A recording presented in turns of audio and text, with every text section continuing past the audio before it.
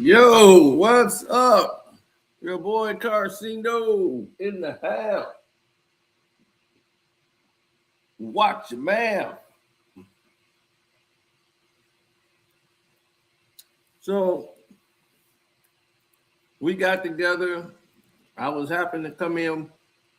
Kwame had a live stream going the other day when your boy Brown got dumped by the Los Angeles Lakers.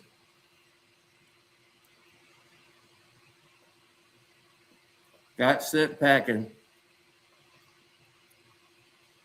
for lacking. While the rest of the world was shook up and in distraught about this, Karceno was not. The great Chucky Atkins was on this panel too.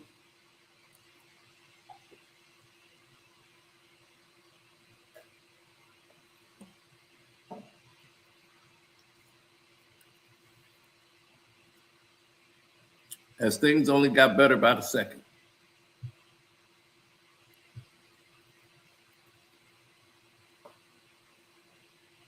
Had a lot of fun, quite entertaining.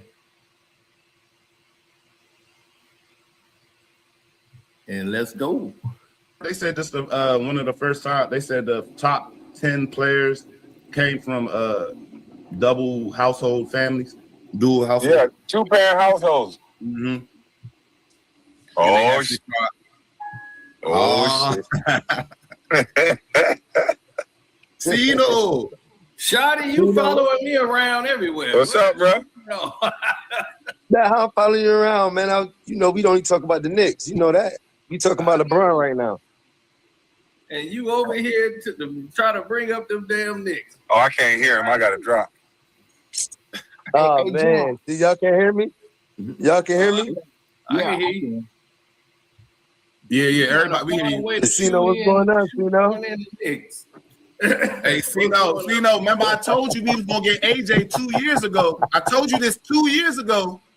2 years ago, we was going to get this guy right here, AJ. Hey. AJ's not He even only played 1 year in college. He played 1 year, right? I'm only going to be cool with you if you say that it's Darren Peterson. How you tell him 2 years ago he only played 1 year? You don't think Wilson better than AJ? No. Peterson better No, I don't too? think he is. No, AJ got moves like somebody I seen before. I ain't gonna lie. He got real NBA moves, man. I'm telling you, Wilson got the better upside. Watch when you see what's happening. You'll see. Hey, John, people forgetting, man, that dude Czar was like, I think he was number 2 pick. And then they sitting over there with a fresh number 1 pick. He really was the one for real. He just told Atlanta, I'm not trying to play for y'all, so they didn't draft him. He really was the one, to be honest. Yeah. Look at they pick. Who was Atlanta's pick? Y'all can't even pronounce that man's name. He don't even got a nickname. Damn. Hey, Cino, let me ask you this, Cino. Where would you want to see Drew Holiday go? Because I believe Portland has a guard issue. They got too many guards. Where would you want to see Drew Holiday go? Massive. He's got a massive payout for the next 2 years, so I'm quite sure they're going to want to move Drew Holiday to another team. So I think he's getting like 40-something million this year. Then he got another 40-something million. So I'm like, wow, Drew, I can't believe he had that contract. So I see why Boston wanted to get rid of it. But anywhere Drew Holiday go, it's a plus. He enhances your team. Portland became a better defensive team last year because of him. That's how they made the turnaround and was able to get to the playoffs. Everywhere he goes, he enhances a team. I think he'll look good in Toronto with Kawhi Leonard. I think that, if he did go there, it would enhance the team, but I don't think they need him. I really don't need him. Holiday there. They don't have a good one, but they don't need a Drew Holiday. I don't think they got the they have good young talent. It. Like Scotty Barnes needs somebody like Kawhi Leonard around him. That's going to suit him a lot better. And just imagine Drew Holiday now. Right. If Drew's there, but still you got Emmanuel Quickly there. You got him, and then you have what's his name? RJ Barrett, the young guy.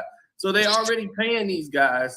Drew Holiday, you're only gonna have for what, 2 years? Yeah, he don't fit the timeline for that, especially since they trying to win a chip. He don't fit that timeline. Not with that bag he got. Now, if he was on the minimum, yeah, but yeah, I like to see Drew go to LA or Boston, LA or Miami. Yeah, and the Lakers, they this is why what Jaylen Brown said was so perfect. When he talked about social engineering, I was like, I'm gonna beat everybody's head in with that phrase, because that's exactly what they've been doing all these years. Now LeBron left the Lakers. How he gonna leave a team he don't have a contract with? Exactly.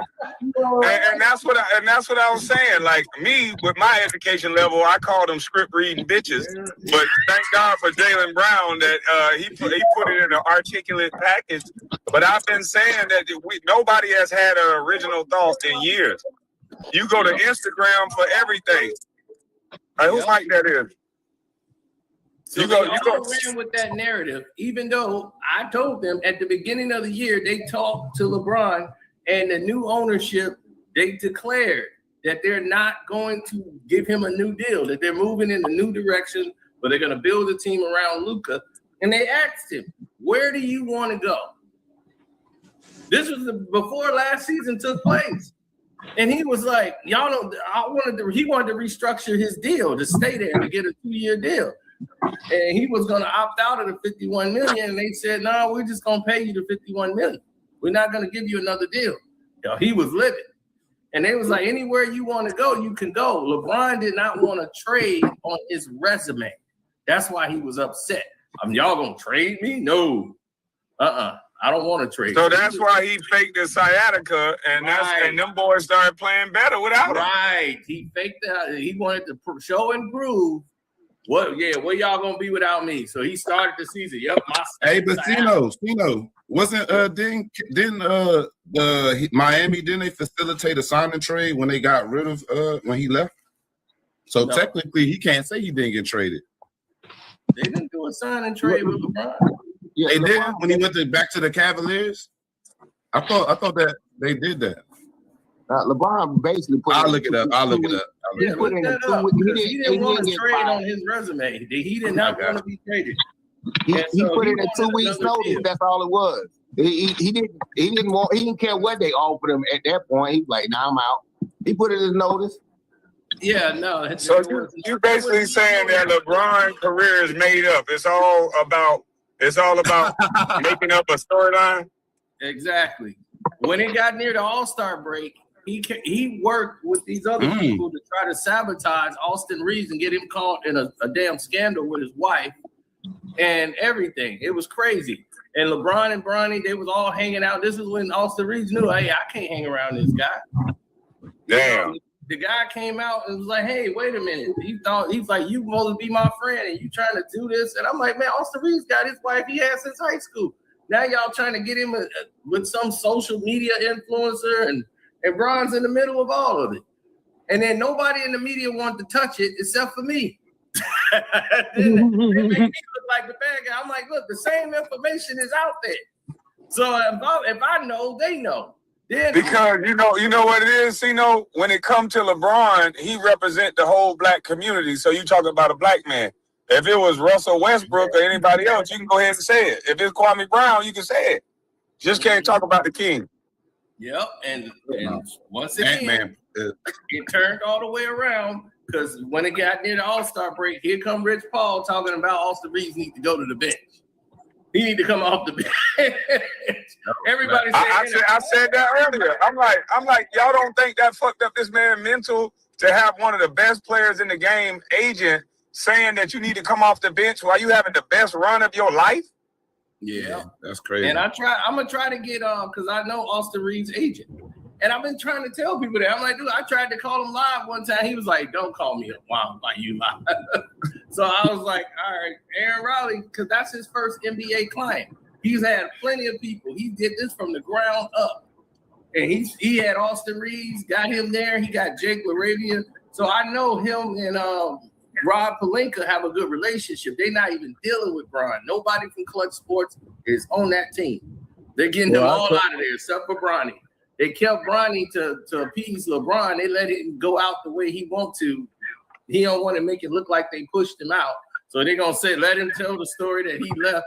I'm deciding, I'm not. Yeah, y'all can do what y'all want to do. I'm deciding I'm going to go play somewhere else. So it's LeBron's leaving the Lakers. They were like, any way you want to word it. Somebody I said wanted this him to the go to first. Detroit. Right. I wanted him to go to Detroit. Who, LeBron to Detroit? Yeah, he looked good in Detroit. Nah, he wouldn't. Nah, No, bro. Nah, yeah. Go play for Karceno home team. Yeah. Go. Yeah, I would love to see that. That first game when JB cussed his ass out, I would love to see that. No, go back to Cleveland. I got your answer real quick though for the LeBron trade. It said LeBron has never been traded outright in his career, but he was involved in the signing trade in the 2010 when he left the Cleveland Cavaliers for Miami. So I was wrong about him getting the signing trade to go back, but they just gave him a couple picks or whatever. Oh, okay. But he wasn't traded. You're right. Yeah, that's what I said, because he was very adamant about that. And I don't even know why that even is a major thing. Because why would that be a sticking point? That's what's bizarre to me. Why would that be a sticking point? Because Dwayne Wade is mad at LeBron for that right now to this day. He still hold that on LeBron. Dwayne Wade still hold on to that to this day. That he got traded from Cleveland to Miami. And he was Come on, Cino. You know why that's a big thing? Because MJ never got traded or Kobe never got traded. Yeah. And Dwayne Wade was like, I don't want to trade on my resume. And I didn't know this was a big thing until Dwayne Wade brought it up. And now Bron doing the same thing. He don't want They to all chasing the goal, man. Well, y'all forgot another important piece to that. Dwayne Wade chose to go to Cleveland. And then, hey, look, when I come there, you allow me to be traded. I didn't allow you to be traded when you left Miami, when you was in Miami. Yeah, here's another piece. He turned down $20 million. He had $22 million here in Chicago with the Bulls. And he turned that down to go there to play for $3. So he opted out of that. And LeBron told him, man, we're going to make that back, man. I need you here in Cleveland, man. I need you. He was like, all right. So he chose to get the Bulls back that $20 million and went to Cleveland.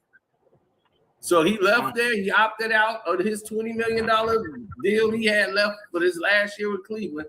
And he was like, I could have just played that last year in Chicago and went to Miami on my own if I wanted to do that. He was like, I don't need to get traded there. He's like, I come there with you. And then when the deal went down, him and LeBron would always go out and have lunch, or dinner. So it just so happened that deal went down and the trade deadline was that day when they was doing their lunch. And while he on lunch, his agent said, hey, you been traded to Miami. He said, what? He looks up at LeBron. He was like, I'm being traded? LeBron was, what? That's crazy. I ain't know nothing about that. And to this day, he has held that against LeBron because he's like, I don't want to believe that he didn't know. He was like, so what did he do? Stop painting LeBron nails or some shit? No, he just dealt with him from afar. That's why LeBron was mad when he went in the Hall of Fame and he didn't choose LeBron. And LeBron didn't even show up because LeBron wanted to be the one to do it. And he chose Allen Iverson. Left him into the Hall of Fame. And Brian mad. Brian didn't even show up. So is there beef or is it just it is what it is? It is what it is. They cool, but it is what it is. So I mean, if what Cino is saying is true, I wouldn't fuck with nobody that made me lose that much money. It's just all about a protocol. You don't do that to somebody. You know what I mean? If they come there for you, if you say you need me, I lose out on money to come there with you, and that's how I get exited out. No, I ain't fucking with you after that. See, but in that same retrospect, that's Dwayne Wade's fault. He shouldn't have been ring chasing with LeBron. Should have stayed in Chicago. That's one of my spots. Stay your little black self in Chicago and go hoop with Chicago. You would have had your money and you wouldn't have got traded. I agree with that, but just think about that though. If you feel like somebody is your guy, that y'all cool, y'all got a rapport like that, y'all got a personal relationship. So if you do me like that, I'm moving my family, bro. I'm moving my wife, my children to That's a state. fact, though. No, I'm There's not no fucking more with banana you. boat. Kwame, No you more know banana good. boat. Kwame, you know good and goddamn well. Look, we cool when it come to my money. We ain't cool when it come to your money. Exactly. Mhm. But that's fucked up though. I would never do somebody like that. If I tell you we gonna make it up on the back end, I'm gonna try to make good on my promise. Even if I don't, I'm not gonna get you traded. I'm not gonna act like I don't know. That's you. Everybody don't operate like you operate. Exactly. Well, LeBron, And Yeah, guess what? LeBron operate. Now that Dwayne know, he took his fingernail polish and clippers and got the fuck on. That's exactly what he did, boy. He was like, so Brown was mad. He thought he was going to induct D Wade into the Hall of Fame, and was like, man, I just got there and revived his career, so he ain't gonna let me speak. All right. He was like, no, Allen Iverson finna induct me in the Hall of Fame. He ain't let LeBron induct him. They was like, man, Bron didn't even show up. I wouldn't have had Braun do it, but I don't think Iverson is the right guy in Dwayne Wade's like history legacy type. I would have thought he picked somebody else. It was for him because that's who he patterned his game after. That's why he was number 3. That's Okay, I got you. Why not AI? A little guy who played big and always showed up. Why not AI? Shit, get one of your AI championship was teammates from the first chip. But I get it. That's his idol. I get to him. Yeah, that was his idol. That's why he had number 3, like Allen Iverson, everything. Like he almost had Allen Iverson as a teammate. Say I wasn't hooping and y'all didn't try to get the Iverson cornrows if y'all had hearing me. Yeah, they had a chance to get Allen Iverson from Denver. They had a chance to get him. And they should have, because he would have been all-star. Damn alarm on in the background and shit, man. Y'all mute your mic if you niggas got alarms on, mowing the grass and shit. Yeah, Didn't Chuck Atkins play for the Nuggets back then, or am I tripping? No, I was on that team. Yeah. Oh yeah. Yeah, I was on the team with. I remember that team. Hell yeah. Yeah, I was up there with Melo and AI and Kenyon and JR and Nate. And you gotta tell the stories about that. Hey, But see, this what y'all don't know about a guy like Chucky, and this is why I hate when they always talk this superstar talk. It's some guys that you just gotta have in the locker room. You got a bunch of different personalities. It's some guys you just gotta have. Them motherfuckers who can pick guys up with the energy, a motherfucker who gonna always say something positive and funny. Even when he getting on your ass, he gonna say it in a funny way that'll make you be like, all right, well, let's do this shit then, nigga. And a motivator. Yeah. And those are the type of people you gotta have in the locker room. It ain't always this superstar-driven shit. Most superstars are quirky a little bit. They're stuck in their own ways. So some superstars are not good motivators by speech. They're motivators by action. So you need that vocal guy that'll be in the locker room, and Chucky is one of those guys. Hey, Chucky, could you tell one of them stories one of these days about the locker room? Man, I got a million stories for y'all. Hold on, I gotta say this. Hey, Chucky. Yes, sir. Remember, you was there in Denver when JR almost killed Carmelo Anthony in that car accident? Was you there? I wasn't there when he did that. But I was there when all the shit kind of went down when Melo got his DUI. Oh, okay. Yeah, okay. You know what I'm saying? I know them locker stories. Fire, man. I know them stories. Fires up. Yeah. Like you gotta think now. You in a locker room with Carmelo Anthony, Kenyon Martin, Marcus Camby, AI. Yeah, I know. Hey, look, everybody forgot we also had Birdman too. Yeah, That's crazy as hell. I know that shit was crazy for you in that. Man, I know that was crazy. I didn't even know that was But here was the thing. Here was the shit. We didn't have no fucking discipline, bro. Damn. I know that shit was crazy. Like motherfuckers was coming to practice in big ass with do-rags on and fucking 5-carat earrings in. Niggas was practicing in jeans. In jeans? Nigga. Come on.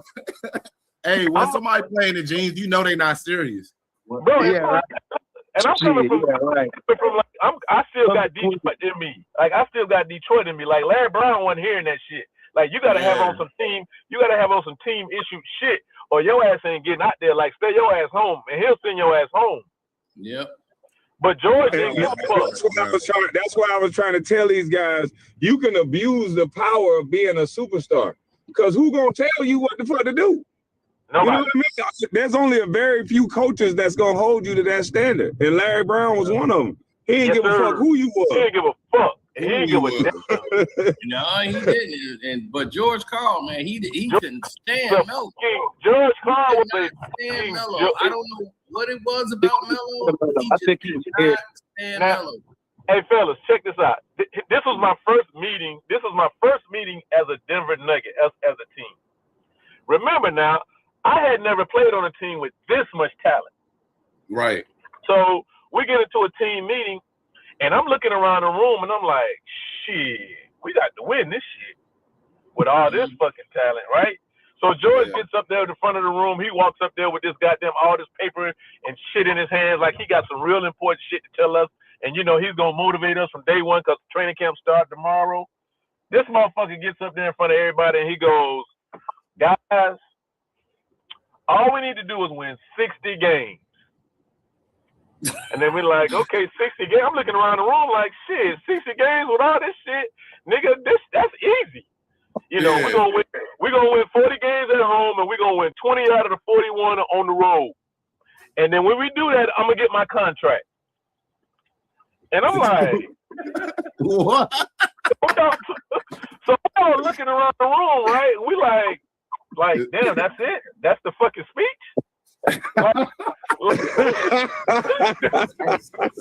Hey, Chucky. Hey, and look, hey, Chuck, let me say this to you right quick. Yeah, sometimes I look at the chat. They be like, yo, who Chucky? I was like, man, I was thinking about it. Chucky played on all the great teams that Hell yeah. that Played on won. my I team. was like, he know about the Lakers. He know about Boston. He know about Detroit. He know about Denver. Yeah. People don't even know. I was checking. I'm like, dude, really know, and you can actually get it. You can hear it from the horse's mouth, type of deal. You know, we can sit on here and speculate. Nah, dude, really know. Yeah, I'm gonna tell you exactly. I'm gonna tell you this shit exactly how it is. I'm like, nigga, you got all this shit in here. You ain't talking about no championship. All you talking about is your fucking deal. Yeah. Like from You know what? I thought he was gonna say 60 games because I was trying to get home court or something. Like was the point. He said it for his contract.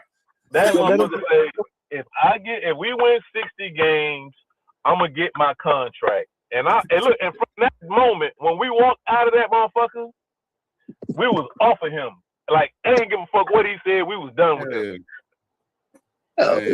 That's crazy, bro. You remember that Allen Iverson game in Denver? I don't know what was going on with Allen that day, but he went off for like almost 60 points, like a crazy amount of points against the Lakers, Kobe and the Lakers that game. That was crazy. He put on like a one-man show. And he just went up on the zone on his own till Kobe had to Kobe got so mad at the people that was on the Lakers. He jumped out there on Iverson.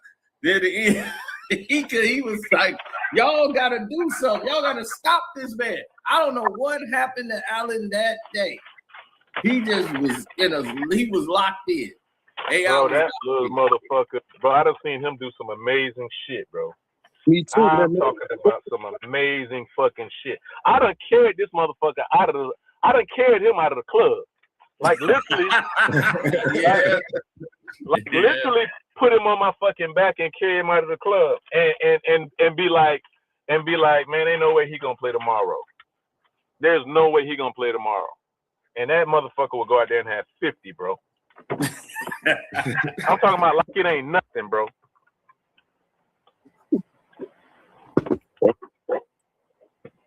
That's what's up. Those are the days I miss. See, the game was pure. You know, it was pure then. It was like a lot of teams, real teams. Your skill, if you was good, it's gonna show. You can't, right? Everybody got they light, they shine. Nowadays, they just market and promote somebody, and they okay, they decent, but it's like they're not really that guy. You know, like They get all the spotlight, the highlight. Meanwhile, the other guy doing all the work.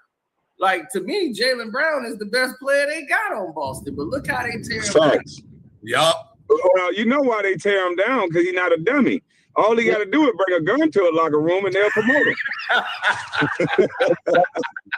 Damn. That's why guys getting it. Yeah. Facts. Yep. My thing is, They talking about Jaylen Brown did it to himself. The man say he want to create Black Wall Street in Boston. Now, I do think that's a little edgy to think you're gonna do some shit like that in Boston. But you gotta appreciate the young brother, man. Damn. yeah, me and Mace, man, we did an interview, man, on my it's on my Patreon. Who's Mace? Mace. So Mace. That nigga say, who is Mace? Man, we ought to spray your ass with Mace. You know who Mace is. yeah, Murder Mace. Yeah. So me Mace. and Mace was talking about it, and we brought up the Jaylen Brown. He was like, Jaylen Brown made one mistake.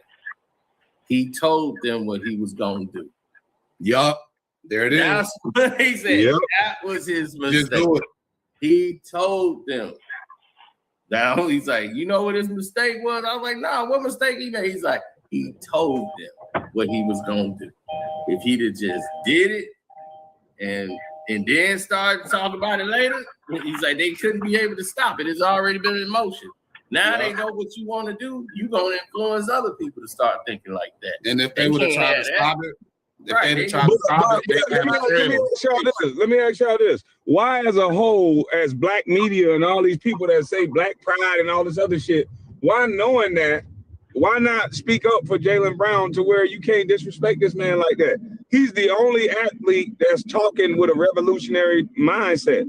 The rest of these niggas kneeling down, acting like they broke or something. Man, that's that. What black men going through still. To They this in day. a simulation. That's what it is. That yeah, right. They've been going through that since the beginning of the time.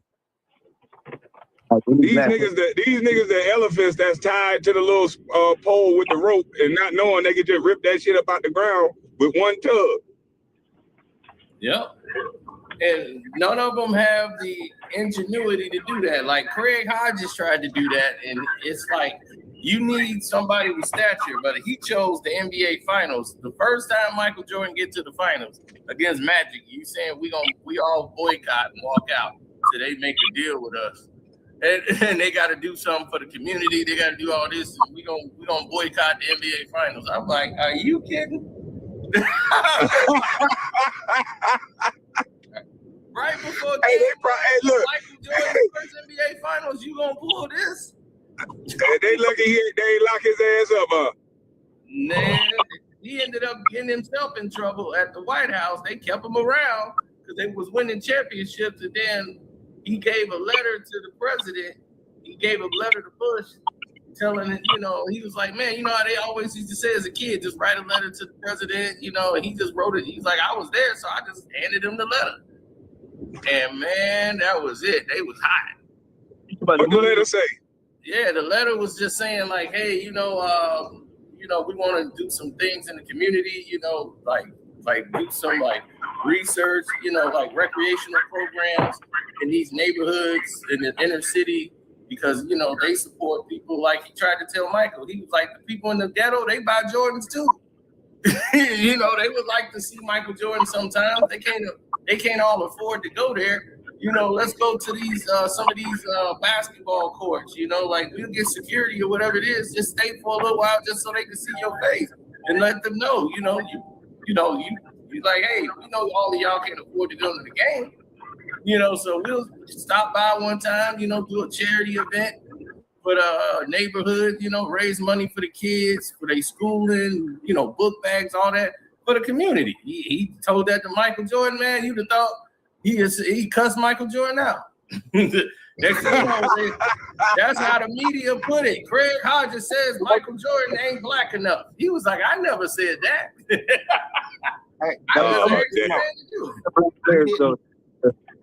Not to come back to black people when they get money. I wonder if they would all. I was scared, kind of nervous for Jaylen Brown because he was doing something that they try to take you out for. I mean, if you look him up. Man, he's doing all kind of things for initiative for the kids. He got some program to seven youth to get $5 billion worth of wealth to underrepresented people in Boston. And I mean, he's doing a lot. And the dude, when I tell you he's highly intelligent, I'm like, hey, you got to protect people like him at all costs, because he's actually trying to do to kind of even it out. You know, it's not. So 2 cents. Let me ask you this, 2 cents. How you protect them is you get LeBron James. Hold on, can somebody stop doing what they're doing every time I'm talking? Can you mute your mic? I don't know what the hell that is, but mute your mic, whoever that is making all that rumbling noise. But what I'm saying, 2 cents, how you protect them is that you all do what he's doing, because you can't stop them all. If you get LeBron, Steph Curry, and those guys on board with him, then you think they're gonna stop they major money and they major guys?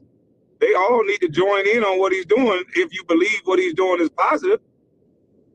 I do, but then most people won't do that because some people get scared. There are not a lot of Mega Evers and stuff like that, MLK. It's some people, they don't mind that they will stand on the front line, win, lose, or draw. Like the dude, what's the dude that kneeled that lost his career?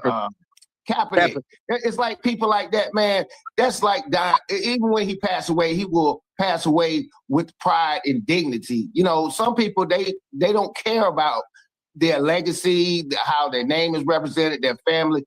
But we need more than just one person, or multiply it. Somebody doing it. So then, are you admitting that most of the other guys are pandering to us?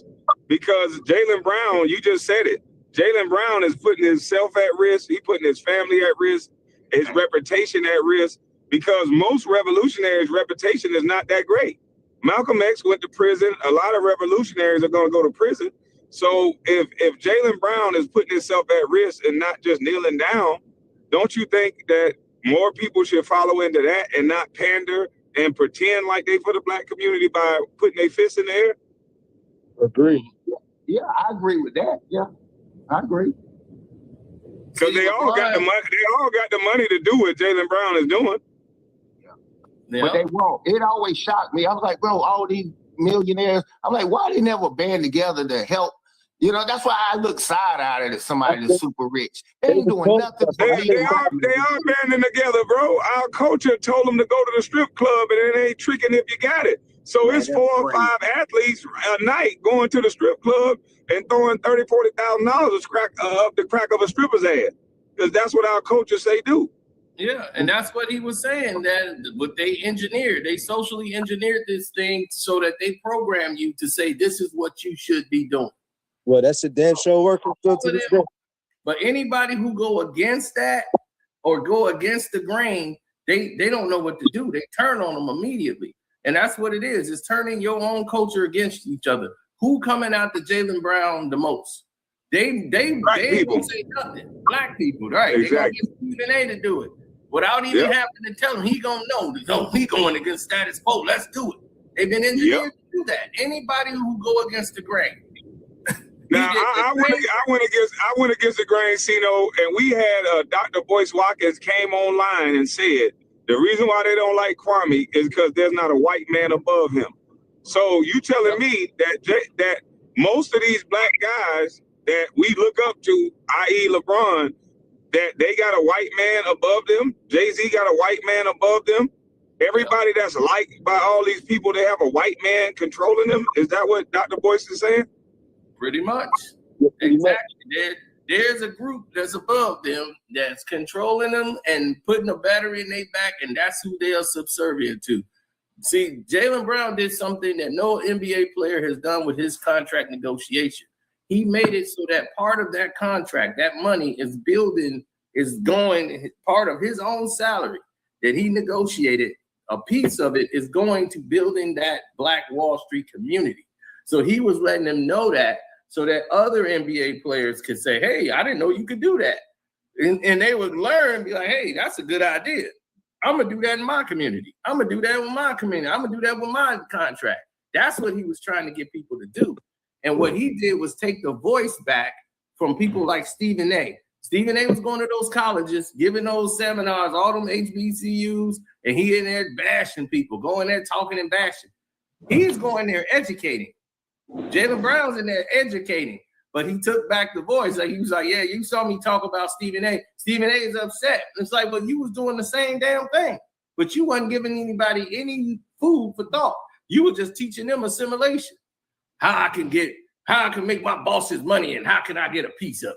That was your way of thinking. You wanted black people to just be in a simulation and just go get a job and work for the white man. Don't try to build nothing on your own. And don't try to own nothing. We come up here preaching ownership. They come up here telling you how much a bag that somebody getting. For how long though? Yep, exactly. How can you pass a bag down to a child? Yep. You can pass a business down. You can't pass no bag down. Exactly. We control the market, our fashion. We named Nike. The company is called Nike. It's not called Nike. They named it that because we kept calling it Nike. So they said, look, Nike, it's Nike. Whatever, no, we are Nike. The company was Nike. And it was like, if you had your shoes on, they'd say, hey, where are your Nikes? Hey, do you see what we doing to them Asian stores right now, bro? It's some of those Asian stores in North Carolina and different places, they emptied in a motherfucker. Now, instead of just sticking with a boycott, now is the time that you show that you can go into a black business and represent it the right way. Because I looked at a business in Chicago. I used to love going to Chicago in the summertime because y'all only got a few months of sun. But boy, when that city opened up, I'm talking about you see some of the most beautiful women, beautiful people just cutting up and having a good time because they know it's going to be snow again. So they have a lot of outdoor bars that are great. So it was a couple black women did a dine and dash for $240 at a black restaurant. And I'm like, damn, this is how we do each other when we have black restaurants. Are we going to be able to segue this boycott into people creating black businesses that we respect and that we go to and patron and give our money to and spend some of that $1.9 trillion? Like, cause we got the money. Yeah, but the thing is this, you got to be approved. See, that's the thing that most people don't think, they don't realize is that in the system has to approve you to be able to get a restaurant over there. You got to get an approval. You don't got to go down to the state and they're going to come up with a reason for you not to do it if they don't want you to have one there. Well, the Chinese will get the approval. They'll have the lot in the land and they say, well, they own that land. We approved them, but they haven't built anything there in 2-3 years. Well, but they still own the property and they paying the taxes on it. They still own the land, so you can't have it. So it's been plenty of opportunities that they try to keep blacks from owning in their own community. And they take from there because you notice most of the people that's got Chinese restaurants over there in those areas, they don't live there. They live somewhere else. They don't live. And that's the scary part, bro. I saw the rapper Beanie Siegel. He started off with a food truck, and now he got restaurants in his community. And he talking about taking it global and going around the world and building little restaurants. And people picking on him and laughing at him as if he downgraded. I'm like, do you know how many 360 deals these rappers in and really don't have no money? It just look like they got money. Why do they always want to ridicule a black man when he get a business or try to level up to ownership? I just don't understand that shit. It's part of that's what they call it, social engineering. They've been engineered to believe this is the structure you're supposed to go in. Somebody else is a divergent to the system. They whole thought patterns is, man, that don't make any sense. Why are we doing that? Why can't we do this? And that's well, see, how I grew up, bro. My auntie owned the store on the corner. My uncle got out of prison. He opened up a store and a car wash, so he was cooking food. Like all the old school gangsters, they cooked. Yeah, they cooked in jail, so they came out cooking and washing cars and doing shit. And then he would do his little thing, his little 1-2 around whatever. But that's what they did. They always opened up businesses. Like nowadays, these young boys just like, where's their business mind? Where's the business sense? Where's being a man? Our culture just teaches us to spend money, get hoes, and just spend. That Floyd Mayweather type of mentality where, you know, you work hard and you spend hard, but what about the longevity in that? Where's the generational wealth and just looking like you just a party every day, all day. There's no generational wealth in that.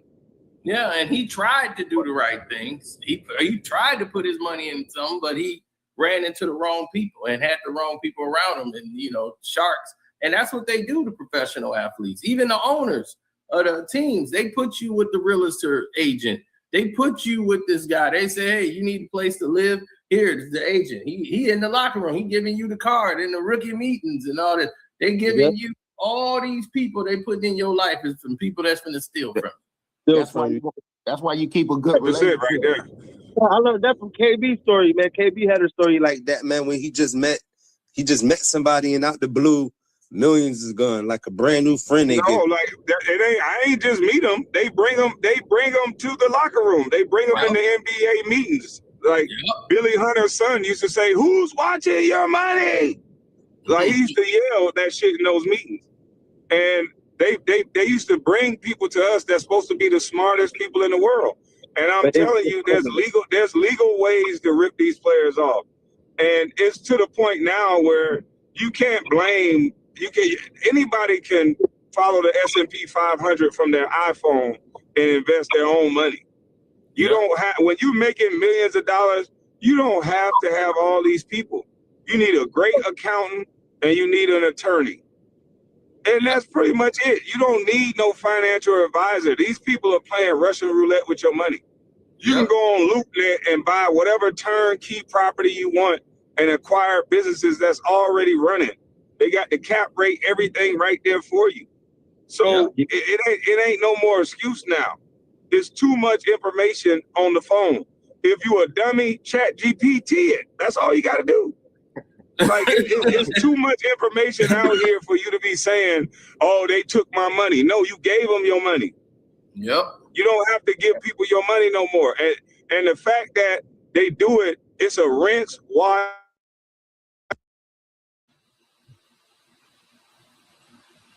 You went out, KB. I don't know if that's me or you. Nah, he went out. That's KB.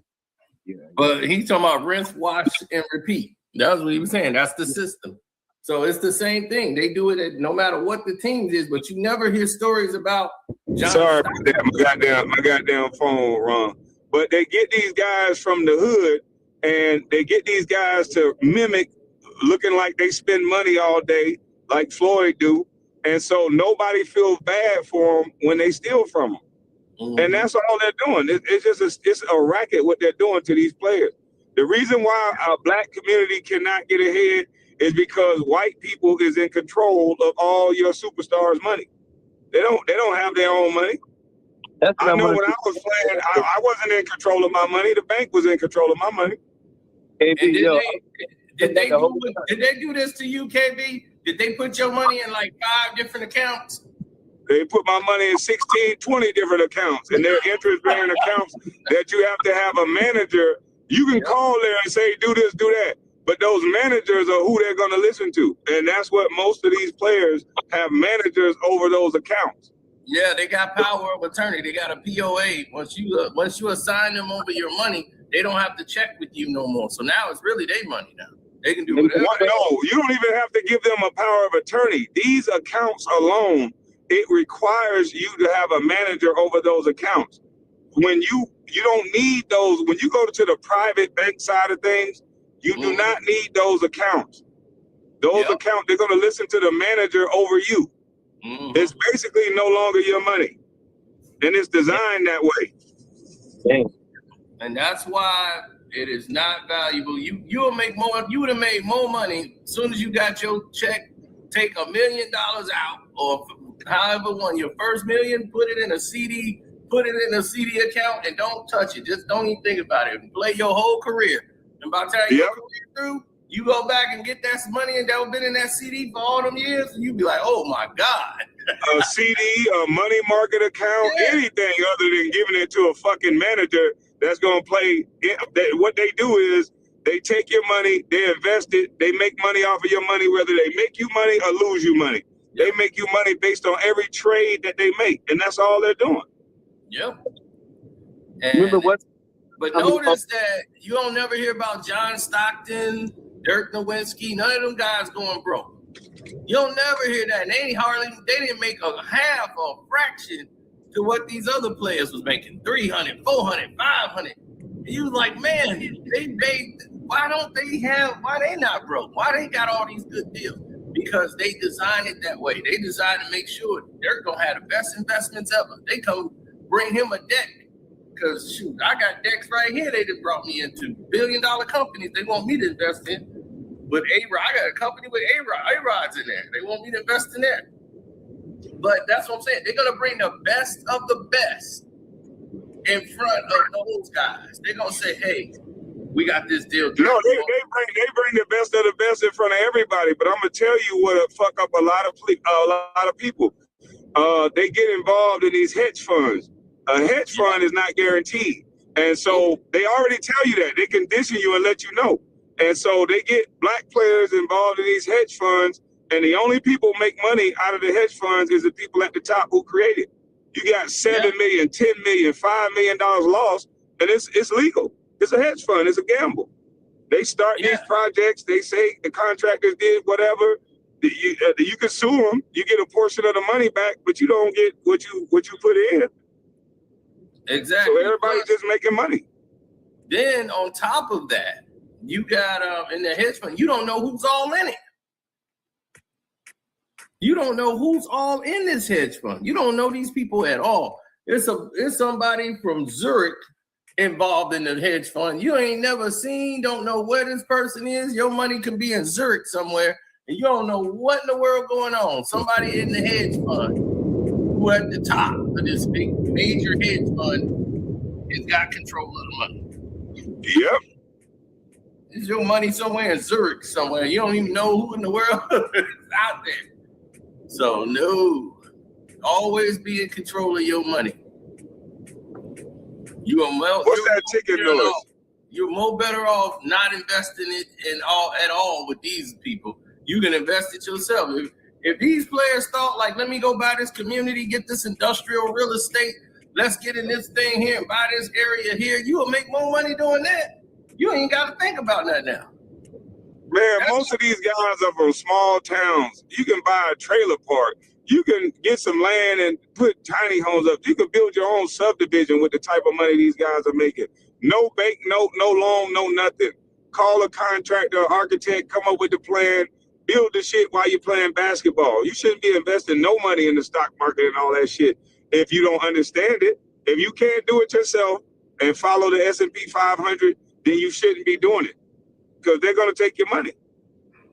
Yep. And you look at Junior Bridgman, went to my dad's school over there in East Chicago, Indiana, one of the smallest places on earth. He got traded with Kareem. He got drafted by the Lakers, and they traded him for Kareem. So Junior Bridgman got traded from East Chicago, Indiana, went to high school over there, he studied business, always studied business, wanted to know what was going on. Had a decent career, but while he was playing and he was in Milwaukee and he was near the end of his career, he started to think like, man, what I'm gonna do when this is over? And he would always go to McDonald's and stuff, and Wendy's would treat him nice. McDonald's treated him like he was a nobody. So he would always like, all right, you know what, I'm gonna go to Wendy's because the manager there was real nice to me. He was respectful. So he always would go to Wendy's. So he was like, man, you know what? I'm thinking about retiring. I got some money saved up. I'm gonna buy me a Wendy's. So he went and bought a Wendy's, and then it was like, man, a good franchise dish piece. He's like, that time he bought it, and he ended up buying 450 restaurants altogether. He had 160 Wendy's. Then he bought the Chili's restaurant for 120 of those. And then he noticed what was happening with the restaurants and said, hey, he saw another big play. He knew that everybody out there, Junior Bridgman knew that people was drinking sodas and all this, and they was coming in with the new fancy cups.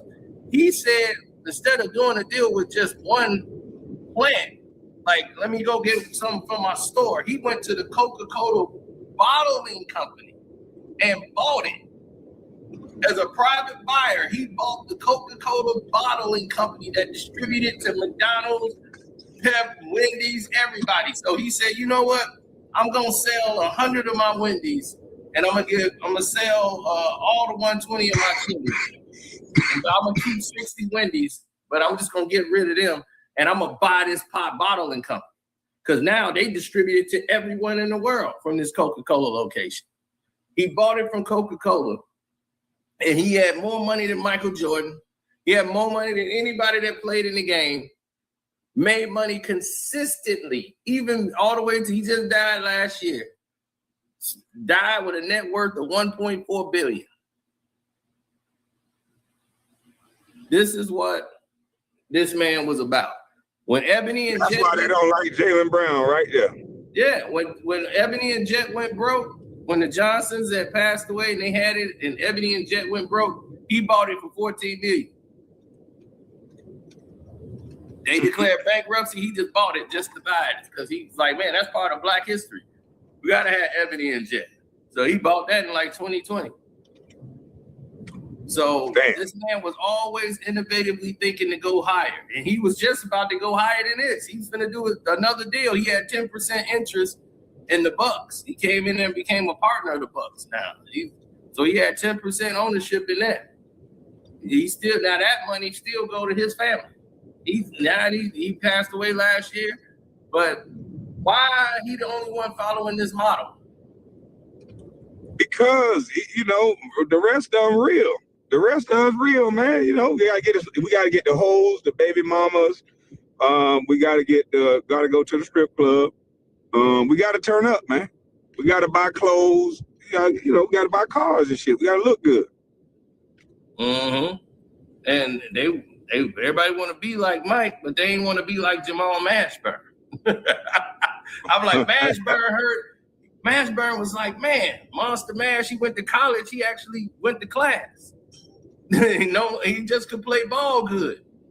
But when his career was coming to an end, he did the same foundation. He said, hey, you know what? I need to get involved in the business side. I want to go ahead. He started buying up a lot of restaurants, and he started buying a lot of hotels. He had 38 steak bags. He had all these Papa John. He had 40 Papa Johns, and he had 3 Dunkin' Donuts. Then he bought in Kentucky. He bought this car dealerships. He bought a couple of them. He's like, let me get these car dealerships because every year somebody's graduating and they buying a kid a car. That's another car gone. Another car. He's like, man, he's looking at how many graduations and all these kids out here. He's like, it's all these kids, that's cars. Every year, graduation, a whole new set of cars. Every year. He's like, I know where to put these at. And he's like, graduation deals, we're going to have all kind of things going on. He knew how to sell. So Mashburn knew to get with a group and said, let's get with a purchasing group. And he tried to buy the Charlotte Hornets. But Michael Jordan came in and backstabbed him out the deal.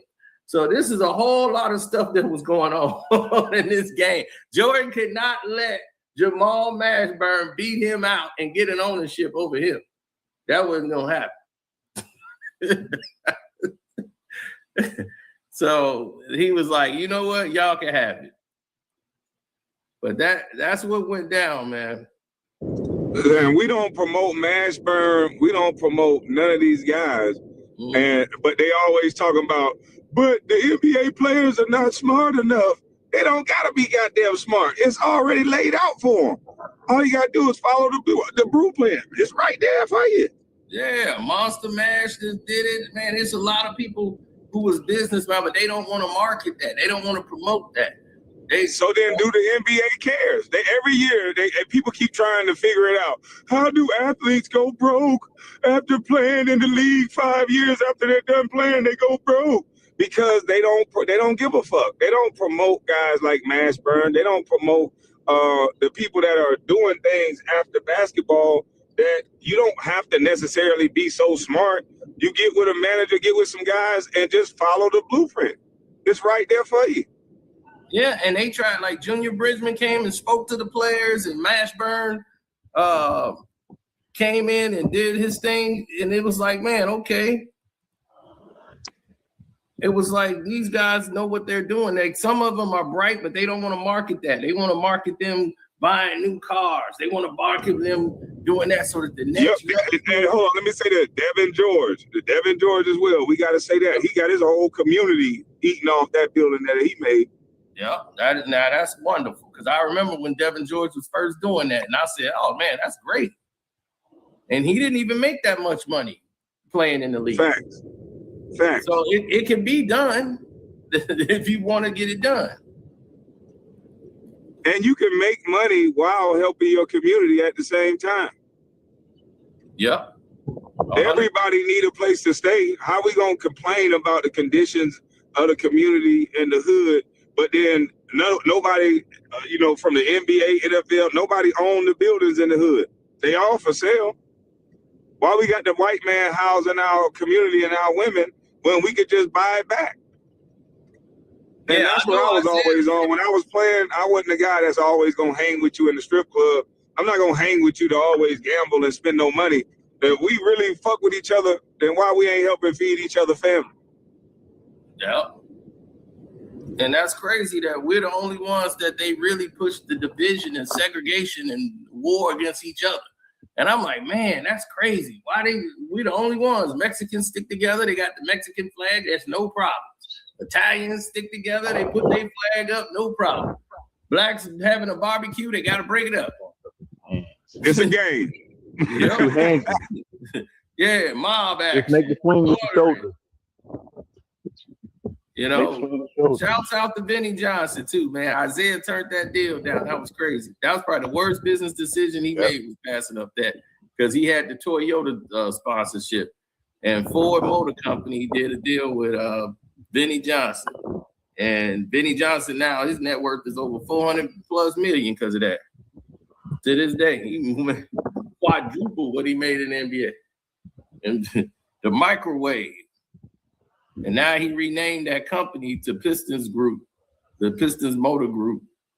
So congratulations to him too. And his brother Eric, who played in the NBA, he played with the Utah Jazz. He had put him involved in there too. So shouts out to Benny the Microwave Johnson.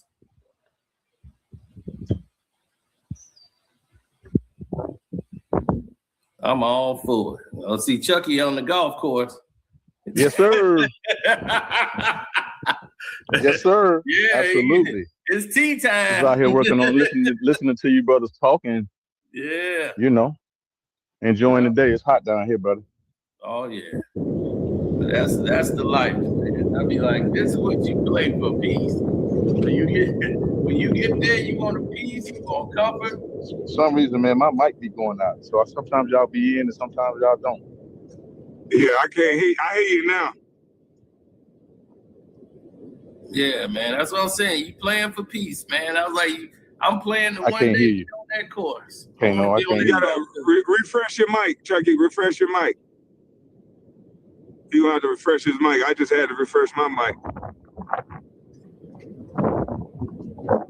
That StreamYard is tripping today, boy. Yeah, man, they be having hackers go crazy trying to mess it up and everything. I had to refresh it, do a whole bunch of stuff with mine. I think the junkie's going wild, man. I got flagged this morning. I was on YouTube. I beat a harassment and bullying flag this morning. And I need you to unwind. Huh? I'm gonna have to drop Chucky ass. He don't know we can hear him. He talking about unwinding and shit. We don't know what he about to say. Yeah, exactly. I think he talking about a swing or something. Oh, shit, now I can't hear you. Hold on. Got a swing in there.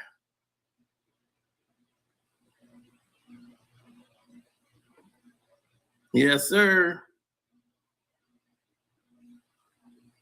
Let me see.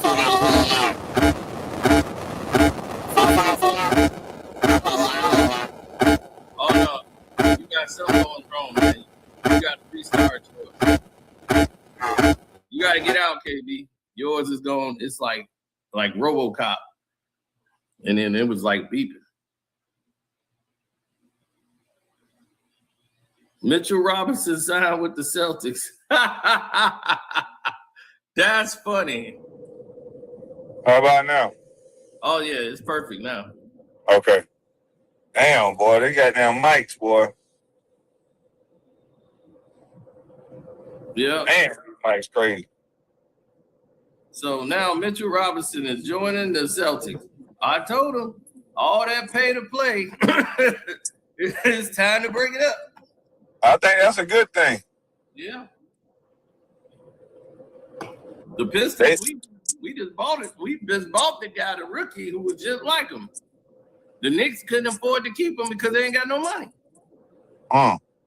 They did 2 cash deals. They gave away 2 of their draft picks for money. Then signed Shamit back for $24 million. Why? You could pick up a Shamit. You was better off getting. You could have picked up Luke Kennard. That Right. was exactly what you needed. Now he done went to the Phoenix Suns. The Suns slowly been getting players. They got Luke Kennard. They picked up Bridges from Charlotte. Charlotte had their first run building, and then they just started getting rid of everybody. They don't want to win. They got rid of Lonzo Ball. They got rid of Bridges. I'm like, man. That's gonna be a ghost town in Charlotte at the game. Oh yeah. Well, we already knew Quentin Grimes was leaving to the Lakers. We knew that. It was just a matter of time. They've been working on that deal. So it's final. I think it got finalized today. So that's to the guy in the chat right there. Yeah. The Lakers have got better. Of course. They was already gonna be Without LeBron. All they had to do was dump the anchor. Bronny might play better. Shit. It's like Bronny might be playing better. Ronnie, Homelander Jr. about to wake up. Yeah, he'd be like, I finally got rid of his old ass. I'll be like, I can't stand him. I'll be like, all right, see Ronnie with the program. We done corrupted Homelander Jr. Well, you might be right. Every time little Homelander was trying to grow up, his daddy would come out of nowhere. Let me show you how to do it, son. You ought to outshine the boy everywhere he go. Right. I talked about that when he was in high school. Is my mic messed up? He joined the layup line, KB. He got in the layup line. See what I'm saying? High school game. Here come Braun in the layup line. Dunking. In the high school. Want to outshine the boy everywhere he go. You can't outshine your son every time. Yep. And that's a problem. When you got this situation going on, and I'm like, what you gonna do for his confidence when he gotta be his own man? That's why he wanted to move out and get his own place. He's like, I want to get my own place. LeBron building him a place like right next door, ain't it? Yeah, he built in another place. Then he keep calling him the kid. He got mad. He was like, I'm a man. You can't keep calling me the kid. He was like, all right, yeah, I can't say the kid no more. You don't like that. So, Bronny's a man. So, yeah, I can't call him the kid. So he had to tell him that? He didn't just know that? Yeah, because he keep calling him the kid all the time. Yeah, the kid, man. Let him. It's like he ain't a kid no more, man. He a man. You keep calling him the kid, so Bronny was upset because he get roasted for it. They making fun of me because of you. I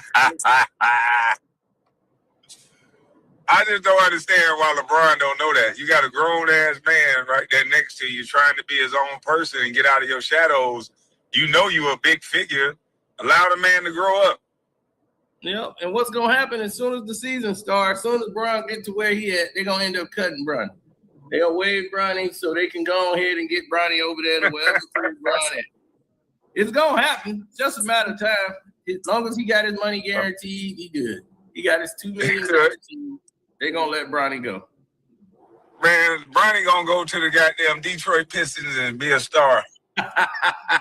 I'll laugh my ass off. I think you'll bury your Detroit Pistons jersey. I'll be in there hugged up with a picture with Bronny. I'll be me and Bronny. We both don't like your ass. I'll be like 50 Cent, Kanan, working on Tyreek. Damn. Oh man. So that's the thing though. How they control the narrative. LeBron leaves the Lakers. I was like, how y'all fall for this? How you gonna Man, you know how they fall for that. They're not gonna say nothing bad about LeBron. Mm-hmm. Everybody know, and I even saw your Instagram.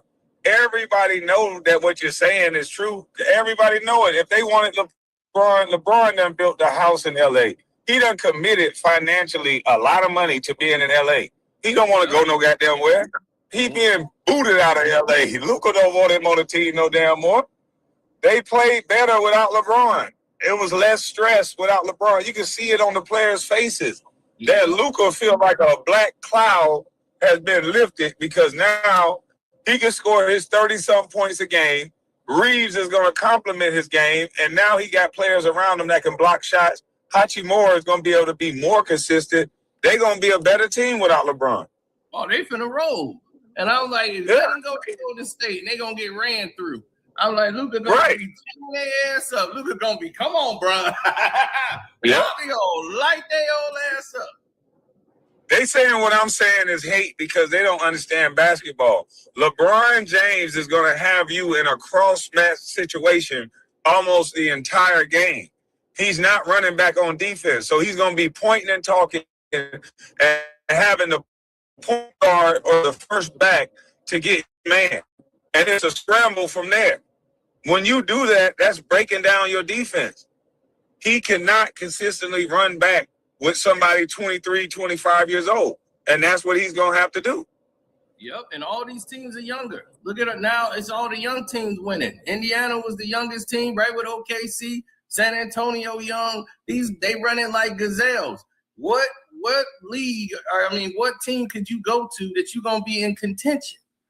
It was like, it's not that. It's just mostly, and wherever LeBron James go, he brings the drama, the toxic and energy with it. He's never, everywhere he goes, toxicity follows him.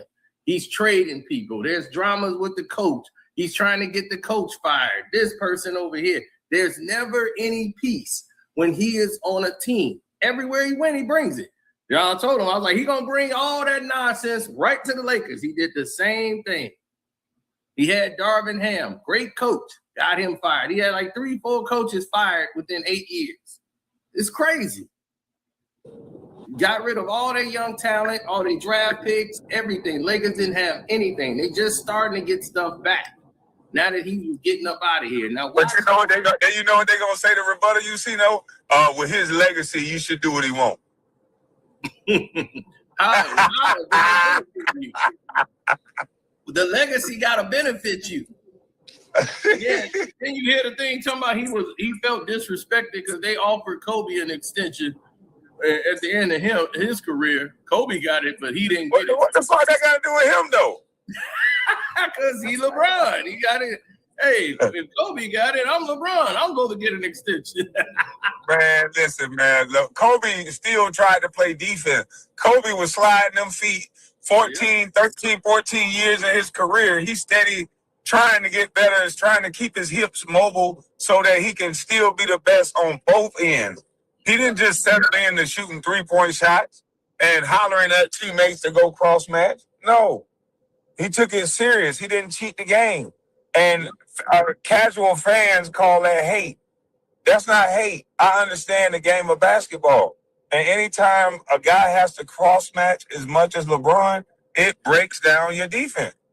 Exactly. And then Stephen A. said it with a straight face and almost fell out. Man, I couldn't believe it, man. In my video, I had to go off on him. I couldn't believe it. He talked about Luka and Austin Reeves can't defend and can't guard anybody. Okay, but then he said, so you got to re-sign LeBron or you're not going to win. It's like, why? That doesn't even make sense. How is that your defense? The defensive move to go to. LeBron can't play no fucking defense either. At least Reeves and Luka can get back. When Reeves and Luka not crying about calls, they can actually get back. LeBron can't get back every play. No, he can't. He got to lay on the floor and pretend he hurt and slow the game down because he old and want to be out there. It's like, dude, it's time for you to get off the court. I was like, I don't think the Lakers could beat OKC, but they're a lot better off with LeBron ain't on the floor. And now that's going to really be evident. You're going to see them winning more games. And Austin Reeves, I'm like, dude, Austin Reeves was giving you 30s and 40s. Luka had 45, Austin had 30. They were rolling. He came back and ruined it all. Ruined it all. Right. And the thing is that before he came back, before he came back, he ruined it. He had his agent start talking about Reeves in the worst way. Mm-hmm. And then they had to check him at the game. They ran into Rich Paul like, man, what the hell are you doing? But see, this is why I was glad he did the show. I was like, I'm so glad Rich Paul is on this show because he going to reveal how stupid he really is in front of the whole world. Because before, he never used to talk. He used to always be quiet, and they used to always talk about him, but he didn't used to talk. Now he's doing all this talking. And I'm like, y'all going to see how stupid this man really is. He tries to play smart. He's a hustler. I done seen guys like him 1,000 times. I'm like, trust me. He has never negotiated a deal for LeBron James, ever. That white man sued them, and they settled out of court. The real agent that did all LeBron's contract at Clutch Sports. He did all the contracts at Clutch. They didn't let this idiot do that because he don't have a law degree, 1. 2, and all he did was be in the room while they were negotiating the deals. You sitting there supposed to be learning from him. And like you sat in with Leon Rose because you wanted to be an agent, so you was learning what Leon do. Then you went and started sitting with what's his name? My God. The other guy, he was from Cleveland. He negotiated all LeBron's contracts when they got there. His deal. I remember you said the guy's name. I just don't remember what his name was. I remember you said it. I can't remember him either off the top of my dome. But yeah, that guy negotiated all the deals because him and his wife are both lawyers. And they do contracts together. So they had all the legal terminology, everything. They lawyers present. That's why most of the agents also have a law degree. Or some of they don't have a law degree, they go get a lawyer. They know how to be agents. Rich Paul never knew how to be an agent. He went out scouting talent. All he do is poach. That's why when that guy left them and they had to pay them the money, they signed with UTA, United. Why would they need to sign with UTA? I thought they were gonna be independent. Now they're not even an independent company now. Now they belong to UTA. UTA bought them out. And you work for them. So now their agents is negotiating the deals. And they had no white clients at first. Only white client they had was Nurkic. That was it. And he was like, man, white people don't want to sign with me because they know what you are. They're not going to sign with you. They don't trust you at all. I wouldn't sign with Rich Paul. I'm like, man, they want to get young people that love LeBron. These young 19-year-olds. And that's why they wanted to come up with the Rich Paul rule in college. I'm like, yeah, you dealing with these young people's futures and you have no college degree. You have nothing to say that you can do this. Ever. And they don't want everybody. He got LeBron. I don't need no college. Yeah, he don't need no college. He got LeBron. LeBron don't even need no college. They got each other. Yep. And that's how they letting it roll, man. And I'm like, y'all, Clutch is really in the trash anyway because it's all UTA now. UTA own everything over there. So once again, who is UTA? That's the United. What's that? United Artists. So UTA owns Clutch. Oh, damn. I thought Clutch was his own entity that LeBron or Rich Paul owned. Yeah, the United Talented Agency. They the one bought Clutch Sports Group back in 2019. You talking about Kwame, you lame. Well, let me be lame, man. I got a right to be lame. It's America. Talking about, oh no, we partner with them. It ain't a partnership. That's like Gil and his partnership with Underdog. Oh, that wasn't no damn partnership. They was the boss. That's like, this is my company, and that's it. So that's how Clutch is right now. They owned by UTA. So now they got a boss. The white man's own LeBron again.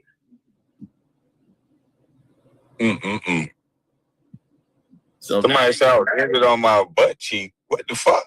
Boy, them bronzexuals is upset. Yeah, they are. I saw them spaz out. I was just watching all them on them Laker channels. They was going on the Laker channel talking about, man, good luck with Luka and Austin Reeves, man. But it's been a good ride, but I can't be here no more. I'm laughing. It ain't no real Laker fans going nowhere with LeBron. They still Laker fans. Yeah, Laker fans, real Laker fans is like, good riddance. They was like, I'm glad you did the right thing, Cito. You was absolutely right. Got nothing out of this man. 8 years. Only time we've advanced in the playoffs is 3 times in 8 years. And that without Anthony Davis, there would have been nothing. He averaged 28 and 12 and didn't even get MVP during that bubble thing. Because, man, LeBron is the storyline, man. Yep. Just horrible. And then when the NBA tried to fix itself organically, like they did with Golden State saved the league because it built itself organically. Here it is in Memphis. They're building themselves up. They got all the young folks watching Ja. You got everything going on with the players. They young. They got their dances. They coming out. They bringing the energy, the fans back to TikTok. They doing the Giddy and all that. They trended. John Moran is one of the top searched players in the game. And what do? You got Dylan Brooks as the villain. They had all the things that you need to have a championship team. They took all of that and gave it to OKC. And you have LeBron James at 40 beating them in the first round. You gonna help LeBron James beat them in the first round of the playoffs, giving them 30,000 free throws. I'm like, oh my God, this is horrible. Because LeBron's got to beat the villain, Dylan Brooks. I'm like, oh, this is goofy. You know how it go, man. The storyline, it got to be, this is the NBA days of our lives. Yep. They say, Kwame Brown, you scared of Gilbert? Hell yeah, he bring guns to the locker room. He a fucking felon. Shit, I'm scared of a felon. Yeah. He got a charge right now he fighting. So, yeah, I got every right. I'm a citizen. Mm-hmm. Boy, that dude looks thick as hell. I saw him on the damn Stephen A. Smith thing. I'm like, boy, he got to lay off that Ozempic. That thing. That Ozempic done sucked his goddamn cheekbones in, boy. No, he wasn't nothing but eyeballs, nose, and a mouth. I'm like, God damn, where's his head? That motherfucking head big as shit, Paul. Goddamn eyes all bulging out his head. I'm like, what the fuck is wrong with this boy? Yeah, he got to lay off that shit. Man, listen. Hey, Gil, whatever peptide or whatever he on one of them peptides that's making him lose weight. Because them WNBA shoulders done popped out they protruding out even more, boy. Golly, that boy look like he going to play for the Mystics. Damn, boy, what is going on with you, dog? It was nothing but eyeball. I'm like, he ain't got no face. He like a Mr. Yeah, he looked like when 50 Cent drained his body down for that movie. That's how that motherfucker looked on that show. I knew I wasn't tripping. It was like Stephen A. Smith brings up Gilbert Arenas. I'm like, dude, what is Gil finna say? He's stage 5 or stage 6? What's going on here? That's what I'm saying. I'm like, this motherfucker look fucked up. I ain't no resident. I wasn't gonna joke about it because I'm like, damn, he got to be going through something. This motherfucker fucked up. Yeah, well, I'm like, stress or something, boy. That underdog thing then broke him. I'm like, shit. That boy was nothing but eyeballs, nose, and a mouth. He was, yeah. God. I'm like, what happened? Then he used to have a face? He used to have a face, man. I don't know. Boy, damn, he must have been in there smoking on that good green all this whole time. He dried up, boy. Yeah, boy, you better get some damn hydration going on. Get you some water. Don't Then you don't tell me you done lost the water deal too. Didn't you have a water deal? He must have lost the what? I don't know whether it's the Fed case or losing. He went through a lot of shit. He lost his whole channel. They kicked his ass out during the playoffs, and then he's still fighting the Fed. That man got them stressed out, boy. God damn. And he trying to have a baby with the swimmers not swimming. The man stressed. He better go. He can't even go to Jamaica and let Melly heal his ass over there, man. Melly can take him over there, get him some of that Jamaican spices and shit, and heal him. But he can't even leave the country. He fucking fighting the charge. Yeah, your passport right here. You can't go nowhere. Damn. Every little step you take gonna be in that basement. The feds will be there every little step you take. Oh man, that goddamn junkie gonna talk about. He did a live the other day yesterday talking about his father was there every time he made a mistake because he was watching one of my lives where I was like, you got to show young men how to get it on their own instead of giving it to them. He's talking about every time I made a mistake, my daddy was right there. Whether I needed anything, my daddy was right there. I'm like, look at you. You got a daddy now in Gil. You little soft ass. He keep running the daddies. That's why he's like, I got two daddies. I was like, he did one of them. He talking about he had two daddies. I'm like, ooh, don't let me clip this up. Man, that boy there straight punk. Don't let me clip this up. 50 years old, first house. I'll be like, boy. He said Josiah contract ain't up until September. He probably sent home until they decide what they gonna do with him. They just sent his ass to the crib. They just did the same thing they did to Gil. As soon as July hit, that was the end basically of the show. Yeah. But they gonna keep running it. But they know Josiah gonna stick with Gil, so they might as well send his ass home. Right, send his ass home. I mean, he ain't doing no work for you anyway, and he always over there anyway, so just send his ass over there. So now, here's the thing. Now it's the first. Today's the day, Gil. You can come out. Your contract is officially over. Everybody said I was wrong, didn't know what I was talking about, but said I've been accurate like a mug, ain't it? Man, Gil been lying this whole fucking time, man. Watch that, man. I'm gonna switch over to my computer in a minute, man, because I wanted to play this. Gil been lying this whole time. All this big Willie talking about, oh yeah, they can't use none of my staff. Skip work for me and all this other shit. He just said it on Stephen A. He just said it. Well, those guys are still under contract, so unless they're just gonna quit and come with me. I'm like, I thought Underdog couldn't use none of his staff and none of his people. Yeah, I guess you mean after the contract or something, but that wasn't in the deal that he sent over. I don't know if they put it in when he redid his deal. That got worked in there or something, but the man just been lying, bro. Them people are still under contract.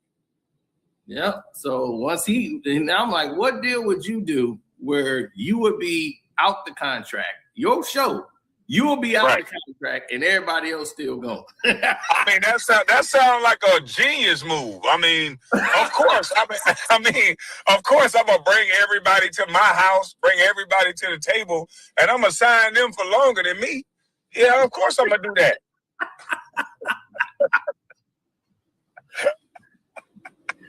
Oh man! So now I guess today he gonna tell us he can legally tell people now what he gonna do. So he's like, okay, you get your name back now, because I think the show, whatever, on July the 1st, this is it. Like July the 1st hit, he'll get the name back. He can go do whatever. They'll change the show name to whatever they want to change it to now. And hell, they was doing great without him. The show was just rolling. They can just replace him. He had the name before he sold it, but he want credit for getting his name back that you sold. Right. What do they need with your name? Take it all. And he ought to be happy. Don't be ashamed. You got a lot of money out of letting somebody use your name and build a network off of you. Yep. You got a lot of money out of it, but you just was like a liaison. You built the company for Underdog. Mm-hmm. That's what happened. Yeah. So now they know the formula. They can just go ahead and do what you do and mimic and make another one off you. and replace you. You thought you was better than what it was. So, he gonna be back in there crying, trying to cut a deal with them. No, I'm sorry. He want to be back over there so damn bad. He just trying to all this for a ploy to try to get some money in it today. Go on and take whatever deal they finna offer you. That 3-year, $45 million, you should have took it. You should have took it. I'm like, you stupid, so you need to take it. That 3-year, $45 million. You said that's great money. I don't understand what the problem was. Well, the problem for him is everybody made fun of him giving up 50%. So now he feels stupid. Because everybody's like, why would you do that for? And he, that was wrong? When we said it, y'all don't know. You mean to tell me Cino and Kwame was right? Yeah, that can't happen. Everybody in his chat was, Kwame was right. Well, Kwame should be happy then for me. I got 100% now. I'm doing it that way. I'm controlling of hiring and firing now. I was like, you didn't have no control of anything in your contract. I told you when the contract was over. When he was sit down, I was like, no, he still worked there. I was like, he can't say nothing because he's still under contract. His contract ain't over to the end of June. So I was like, everything that I know, you gave me, Gil. How you think I know Josiah contract? You gave it all to me. Then said, man, that's crazy. And everything is right. Like, no. And listen, he had people thinking that he was just giving you stuff just to trick me, but he actually giving you real shit. Yeah. Somebody, you think I'm dumb enough to give you information? I know you dumb enough. You did it. Exactly. He got everybody thinking it was just a ploy of fake information that he just giving, just being a genius. I'm like, no, this dummy is actually trying to prove himself to Cino at every turn of the corner. He got to prove himself to you. All right, and it don't even make sense. I'm like, dude, I don't even make videos on you. You're not even worth it. I was like, you're not even worth the attention. You don't move no needle. None. You just got people attach yourself to you because you start going back and forth with Kwame. Kwame moves the needle. So before you going back and forth with him, that's how Stephen A. Wouldn't even hold a conversation with your ass until you was going, hey, he was there. Go at it with him. Yeah. You know what? Gil's all right. Because he was getting his ass lit up. He thought he was going to show some basketball highlights. Thought that was going to help his damn bum ass show. And man, next thing you know, he going to go and attach himself to him. Then Shannon Sharp, then LeBron, and he didn't stab every last one of them in the back. Every last one of them. He didn't talk behind their back. So I'm like, if he going to do that with me, who else he going to stab in the back? You going to try to take Shannon Sharp's agent. You want to create a whole nother nightcap to try to compete with Shannon Sharp because he crushing you. And they never even mention you. And you got fired from nightcap. Talking about it. I left. They didn't give me no money. You got fired because you kept trying to show clips from nightcaps. You wanted to put that on your channel. And they was like, nah, we ain't doing that. We don't do that. And they was like, you know what? We're going to try J.R. Smith. And then after J.R., they went with ISO Joe. And that's been the best. This nigga Chucky is a fucking thought, man. I just saw this picture as I'm at the light. Man, you doing what them thoughts do, taking them bathroom photos. What the hell wrong with you, man? Hey, man. You look. That picture done been on there. Hey, listen, that picture done been on there every time I done been on here, man. You just not seeing that? Hell yeah, man. I was driving. You normally on camera. Oh, yeah. Normally I'm on camera, but I'm moving. I'm like you doing. I'm moving today, man. Yeah, man. Don't let them see your location, D. Cino the only one that can do that. They was chasing me and shit. Yep, it'd be Cino then pop 3 of them.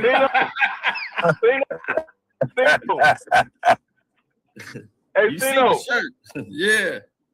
Hey, you what you think about these other moves that's being made? Oh, they've been pretty good. I like John Morant over there in Portland. I think that was a really good position for them because they need somebody to give them that star power. They have a great bench and they have a lot of guards, like they said. But I still like that team with Denny Avia and those guys Kleeman. They played great defense together and they made a big push. I thought they were actually going to have an upset in the first round because they were giving Antonio a good go. Let me ask you this question: other than Drew Holiday, what who on that team do you consider to have any value? Value? Man, you got Denny Avia, and then you have when you mean value, what do you mean? Like, you mean like trade value or like if you were another team? Okay, I can see like serviceable roster. Okay, like if you wanted to trade somebody on there, like who would you trade? Yes, sir.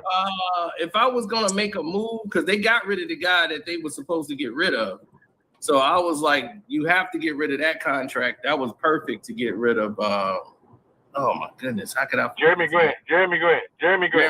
Right.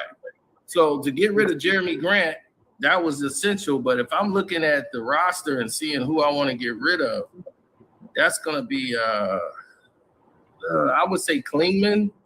I could get a good value for him because he's a big. I could probably move him, but other than that, Smoot came into his own after the G League, getting developed more and more in the G League. He came in and gave him great productivity off the bench, and he's a good energy guy. And he played defense to be a small guard who can't really like explosively jump out of the building, but he plays and hustles and he makes the intangible plays for you. So if you're going to have anybody, I would hate to lose him, but Smoot, I mean, I was big on him when they drafted him. I was like, man, this guy's going to make it because I hadn't seen him put the work in, Scoot Henderson. But what about Shaedon Sharpe? Shaedon Sharpe, yeah, I like him, but I think he's up and down a lot. And I just want to see more development in his game. And he has to make up his mind what he wants to do. But then sometimes I believe the system that they're running gets in the way of him. Like he be standing around watching. And that Shaedon Sharpe should have about at least 7-8 rebounds a game. Easy. I was like, why is he not hustling every play? I really think that he takes some plays off, but I like him when he's locked into the game, but sometimes they lose track offensively on what they want to do. And, they go, you go, I go offensively and get predictable. And I don't like that. And I think John Morant is going to open things up. And now that you got Dame coming back, I think that, they got some veteran leadership at the guard position. That should open things up. And I think Denny Avia is who they want to make the star in Portland. Like he's supposed to be their guy. So they want to all build around him. And I think with Drew Holiday, that's essential. But as far as team, Drew Holiday's gonna get up out of there. I think he gone. Yeah, he might. I mean, he might, but it's a lot of other teams that's making some moves that I think Phoenix is quietly getting some players around them that could turn some heads. Oh, yeah. I'm waiting on the Rockets. I'm waiting to see what they do. What you think about the Wizards if AD stay with the young bull they just drafted? The thing about AD is I can't trust him. Okay. At this point in his career, he was so out of shape coming into Dallas that year. He didn't want to be there. And you could tell he just was not feeling it. So looking at AD with the young talent they got, I mean, that's good to have somebody like AD, but AD doesn't play a big man's game. So if you want AJ to be out there being another big guard like AD, where he's gonna shoot from the weak strong side, face up, post moves. I mean, I guess, but I would want him to learn from a big to give him some moves down low. Somebody with moves where he can left hand off the glass, offhand off the glass. You don't even see that no more. Nobody got a lot. They got to be right under the rim to do it now. I'm like, man, you offhand baby hook. That's unstoppable from right there. Now all of these players, they just strong hand. That's it. They don't got no offhand, and they veterans and 5-time All-Stars. I'd be like, oh my goodness. This is crazy. You couldn't even get on the court like that back in the day. This is true. I think the Wizards could sneak into the playoffs. I think, they got some good young talented players.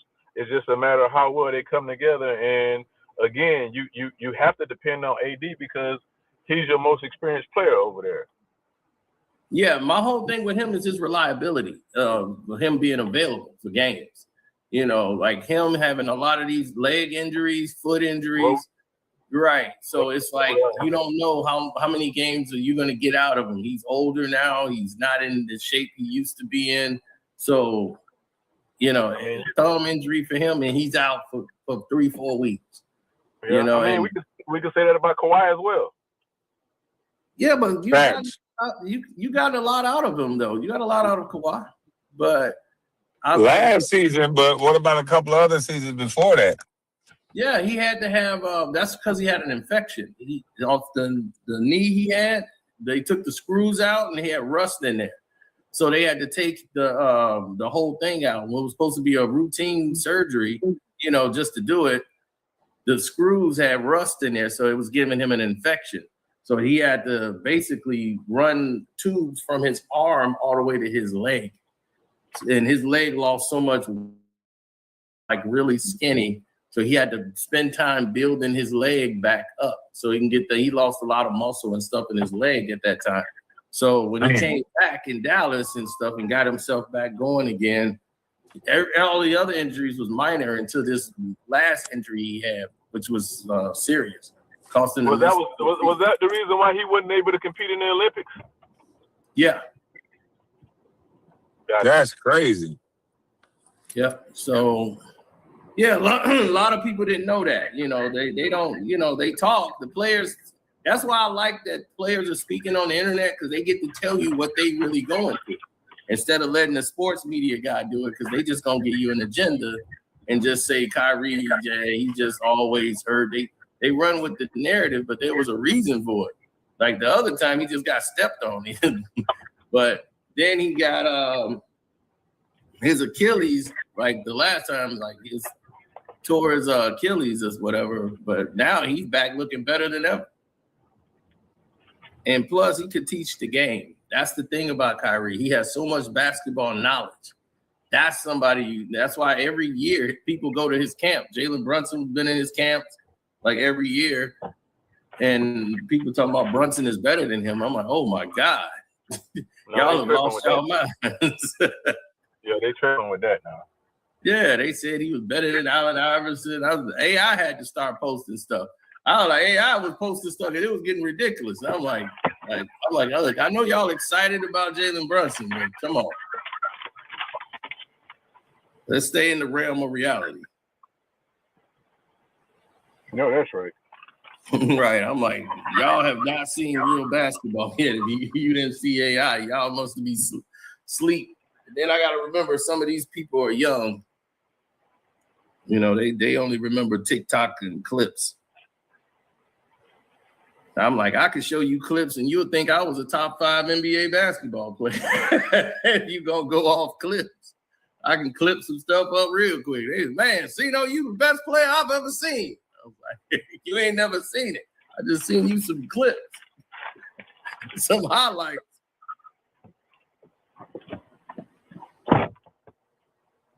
So what do you think right now is if you're in the East, what do you think is the best situation for you to go to if you're a team? Like you think they're one team, one person or one player away from running it in the East, to get to the finals. They probably one player away. What player am I? You could be any player in the game. I'm like, if you see a team in the East, what team you really think just need that one player, and that would just take them to the next level? Oh,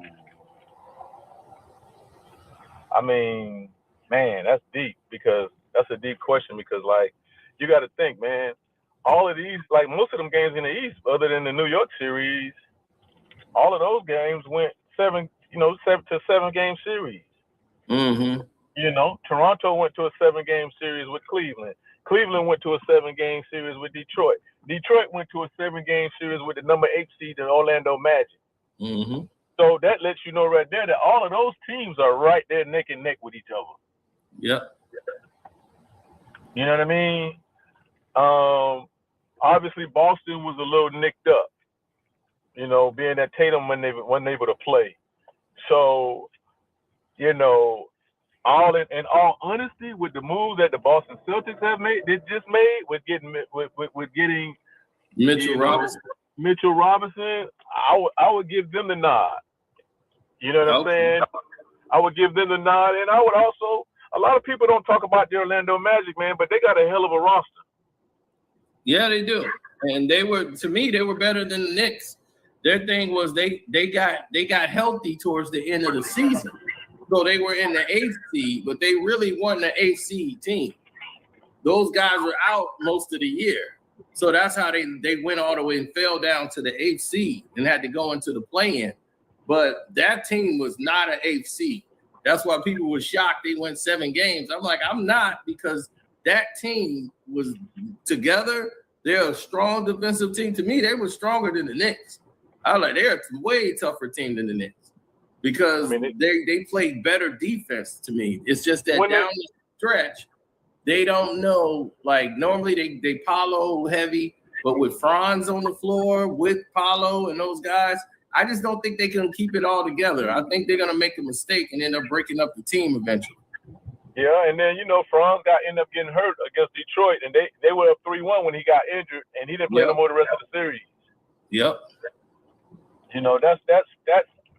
So it sounds like to me we're saying the same things about all of these teams. It's like it's almost like who can stay healthy. Yep, and I think Detroit is the team that's gonna make the jump. I think Detroit. You think so? Yeah, I think they're the only team in there. I think is one player away from why running you say the that? state. Why you say that? And hold up, but after you tell me why you say that, then I want you to tell me who that one player is. You think?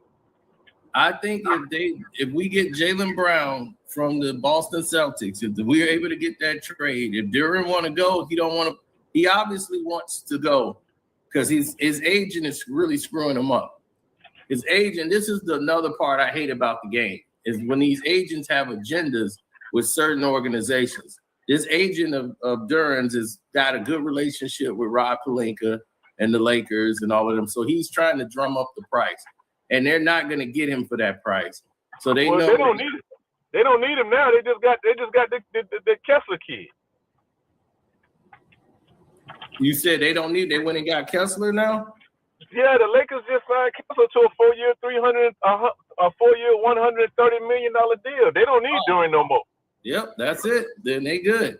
So hopefully now Duran could realize, or unless we trade him for Sabonis, or we could trade him to Boston and give him to Boston. But I think Boston just got Mitchell Robinson. They just got Mitch Robinson. They don't. Yeah, Duran disappeared in the playoffs, though. That's the only thing that's going to be the knock on him. He disappeared. We offered him $220. We offered him 4 years, $220. You're going to be a free agent in 3 years. You have a player option. You can get more money. His greedy agent is keeping him trying to get he's like, well, at least we should get 245.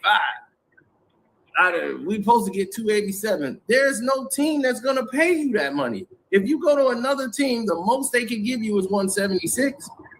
So, and then you're a restricted free agent. So we hold all the cards. The Pistons, rather, they hold all the cards. So there's nothing he could really do. So it would have to be a sign and trade if you're gonna go somewhere else. But you're a restricted free agent. Hey, listen, they don't have to do him no deals. They don't have to do nothing. They don't have to give him don't have to do him no favors. Nope. Hey, man, go sign another big man. and let him be. Yep. So what they gonna do is make him prove it. If you got another deal out there, they're gonna make him prove that he can get that deal. And if he can't get that deal, then he gonna have to sign it. But Kwame, here's the thing. He can go get a deal. It won't act whatever what Karceno is saying. Whatever deal he gets from anybody else, it can be no more than 170.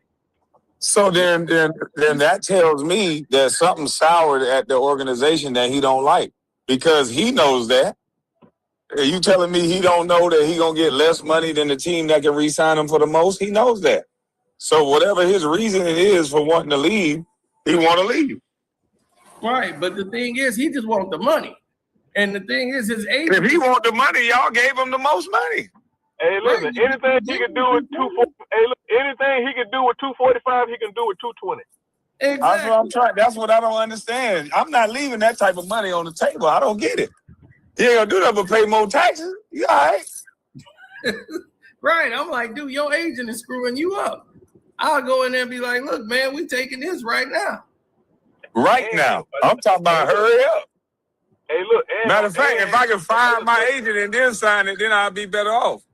Shit. And another thing that he ain't understanding too is the most popular he gonna be is in Detroit. That's 100% facts. And you know what? I saw a player do that. Rudy Gay was down there in Memphis, and I tried to tell him, I'm like, Rudy,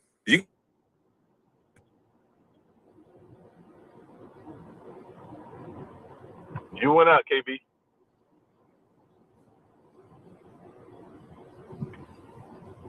Yeah, he hit. He on mute right now. KB, you're on mute. Your mic cut off. But Karceno, the most popular, until Kwame gets back, the most popular that he gonna be is in Detroit, because everybody considers him the Ben Wallace type. Right. And the thing about him is he got a lot of stuff in his game that he need to work on, and that's what this playoffs exposed. Because all he was doing was pretty much doing rollout plays. You know, Cade was creating a lot of his offense for him. You know, rollout plays, pick and roll to the basket, because they worried about Cade and his mid-range shot. And Duren is strong. You know, he's only 22 years old. He got great upside. He can get you rebounds. He can shoot free throws. He improved his game tremendously. His athleticism is just that when you get in the playoffs and they gonna focus on just you gotta have I might be fucking up relation to your game, and you can't. You know, once they see you, they can get to you mentally and wreck your confidence. Then he starts to shy away and shut down. I don't like Cade. I don't like Cade as a point guard, though. I will say that. Why not? I don't like him as a point guard. It's hard for your point guard to be your leader scorer, bro, and you win championships. That is true. Yeah, but New York Knicks just did it. Yeah, but that's different. Their team has a different makeup, right? Those other guys from New York can score. Them other guys in Detroit can't score. That's what I'm saying. It's not Cade's fault that old boy disappeared. He's supposed to be that guy. Duren's supposed to be that guy. But what I'm saying to you, Kwame, is if you remember what the Knicks did that was brilliant in Game 3, they brought in Jose Alvarado and they moved old boy to the 2, so he'd have to bring the ball up the court, and he was able to save his legs and finish games. Cade has to score too much for Detroit. Well, then that's a Detroit problem. They need to put players around him so that he can take a lesser role and just hit big shots like Chauncey Billups. But see, they didn't do that all year. Bring in a point guard, a Drew Gooden, and then bring in, a Drew Holiday, and bring in a Jaylen Brown, and move him to the 2 and the 3, and watch they destroy everybody. I would like that, and that's the thing, is that he feels better at the point because they didn't have a point. And Ivy was supposed to be that guy, but once he got hurt, they had to move Jaden Ivey out the way. Then Cade, I don't think Cade is the same player at the 2 guard. I like him on the ball. he's more dangerous on the ball because he could set up everybody else. He opens up their game. Detroit, let me ask you a question. Fifth in offense last year. Let me ask you a question. Who he gonna set up? Tell me who he gonna set up other than Jalen Durham. Who he gonna set up? We had Dennis Jenkins out there. You had Tobias Harris, who played great in that system. It really freed him up to play, pretty much the wing. And that was the one he went. That's the way he liked to play. He reminds you of a Wiggins. He can't be a 1 or 2, but Tobias Harris is great. He could flourish being a third option on the floor.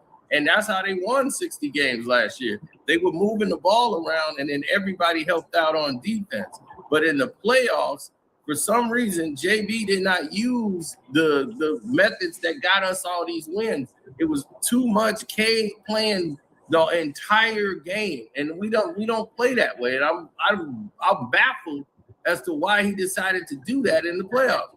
It's like, dude, trust what got you here. It doesn't even make sense. He shortened up his rotation. Yep, he shortened up the rotation, and the Pistons was like 10, 11 deep, and that's how you know what happened. You know what happened. That heart got to racing, and that blood got to pumping. It's playoff time. He got nervous, and that's what happens when experience step in. When you got a coach that has that experience, you got to still be able to play what got you there. He's a young coach. He'll be better this year. He'll be better this year coming up. Well, I hope so for his sake, because I'm gonna run him out of town if he do that again. But they picked up Isaiah Joe, which is a great pickup. I don't know about this young point guard we got. Everyone said this is the guy. Like, he could score, he can handle the ball, and he's a great defense on the ball. But he's short. He's another like Brunson-sized guy. So we'll see what he could do. But what they do with Beef Stew? Beef Stew got traded to the Grizzlies for draft picks. So that was just a money trade. I'm still upset we lost Beef Stew. Yeah, I don't like that at all because he brought that grit. Yeah, he did. He the one brought back the attitude, and I'm like, we need that. Yep. I'm like, we don't get rid of that. So yeah, what's up with that trade? Why did y'all trade him? For money, for the cap space. He was getting 15 this year and 15 next year, so we freed up that 30 million so we can go get some other players. Plus, Beef Stew, I think him and JB, they kind of had it out. I know they did it in the last game. They had a fallout, so I don't know, with the new general manager with Trey Langdon, because he didn't build his team. What's the name? Troy Walker or whatever. Troy Weaver. He the one that Troy Weaver. Troy Weaver. Right. Troy and Trey Langdon. Yeah, and Langdon, I don't really know him. I remember when he was at Duke. I ain't really like his game at Duke. He was an assistant general manager in Cleveland as well. Oh, okay.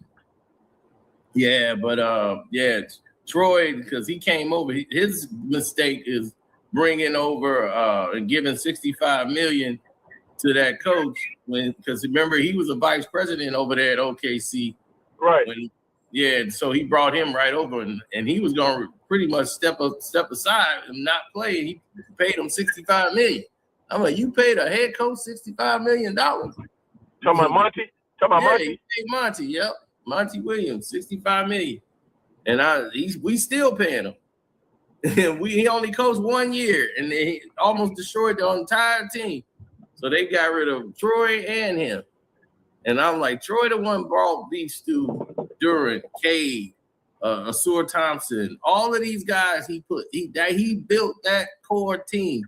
And we got rid of him. I'm like, oh man, I just hope Langdon don't come in here, Trevor don't come in here and mess it up. And that's when you get new ownership, a new GM or whatever, they want to do their thing and their imprint, and they can go in there and screw up something that's working. So that's why I'm like, I'm going to see what happens. Because I'm like, once they start doing their thing and we start being a whole new team with like less fighting and less, we're not those Pistons no more. I'll be, oh, here we go. We can't go back down to the cellar. No, you can't do that. Not after being number one in the East. No, we got to be in the mix. We going to the dance. But I'm like, the Memphis Grizzlies look good. The Grizzlies look good. That's another team that did great in the cap. They got money now. I'm like, they did the right things in Memphis. So I said, oh, okay. I think the Memphis Grizzlies is a question mark. Well, yeah, but they got themselves in the right direction now. They got rid of Ja Morant. They got a young team. You got the young kid Jalen Wells over there. KCP is there. You got Cedric Coward finna come up, who I like. I was like, oh yeah, that guy's gonna be something. You just got Cameron Boozer in the draft. You got Jeremy Grant, so he can learn and play with Jeremy Grant. You got Beef Stew now over there. You got Adama. So they're gonna do well. You got Zach Edey. Yep, Zach Edey and Beef Stew. That's gonna be your anchor right there. But the only thing, the reason why I said that they're a question mark is they're so young to where a lot of times when you get young teams like that right there, they're searching for their identity and their place in the league. It's hard to have that camaraderie and that chemistry. You're right. But this is a great team to learn from by having Jeremy Grant, who's a veteran, almost on his way out. You got they also got Kareem Lopez too, the Mexican guy. I think Edey gonna have a breakout year now that Ja Morant is gone because they couldn't play a style of basketball that could feature a guy that big. Yeah, plus he got Beef Stew right on the side of him, so he definitely gonna have that confidence gonna be through the roof. Cause Beef Stew gonna knock somebody out for Zach Edey. That's for damn sure. If he don't do nothing else, he gonna do that now. Yeah. So you can't help to go out there and feel like, hey, I'm invincible. Look who I got rolling with me. So yeah, I like that. I like that direction they're going in now. I think that's the next step for Memphis. They're in the right direction because now they're not heavy in the cap. You got flexibility. You can make moves. You got a lot of directions you can go in now.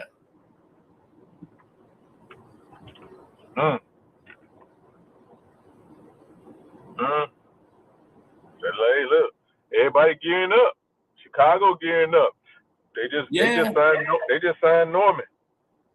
Yo, okay. I was wondering where he was going, and everybody thought he was coming to the Pistons, but that's a better fit for them. But Josh Giddey, because they building the team around Giddey. Him and Bruce Ellis is a good team to build around. Like, that's a good foundation of pieces to build around. Plus, you just got one of the best players in the draft with Caleb Wilson. So I'm like, yeah, I love his game. I like what he brings. And his confidence level is up as a rookie going in there. And I think he's better than AJ to me.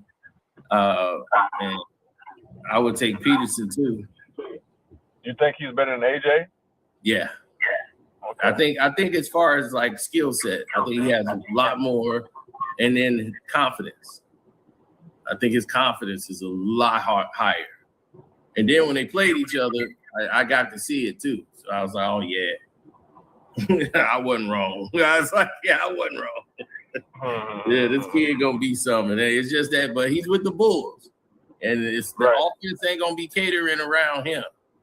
So we'll see how that works.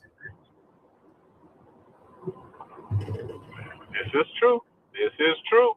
Mm-hmm.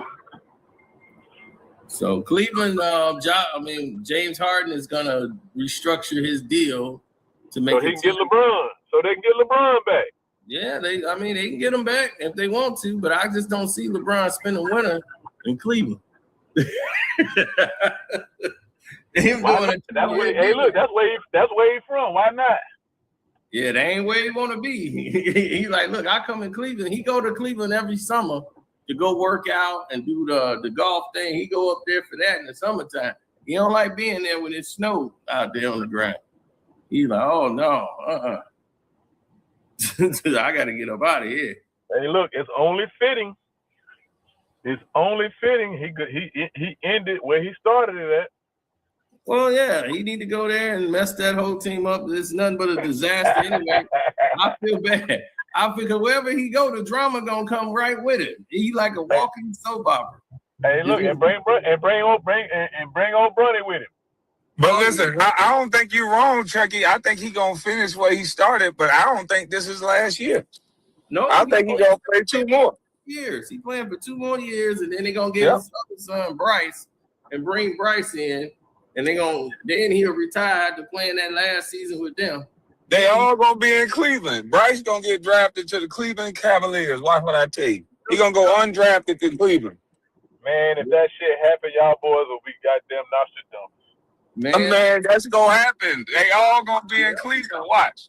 I did the same thing. I did the same prediction when I told them. I told Kwame. I said, Kwame, they finna televise the second round of the draft. I couldn't believe that shit. Everybody thought Cito was crazy. Talking about, man, nobody gonna watch no second round of the draft. They never done that before.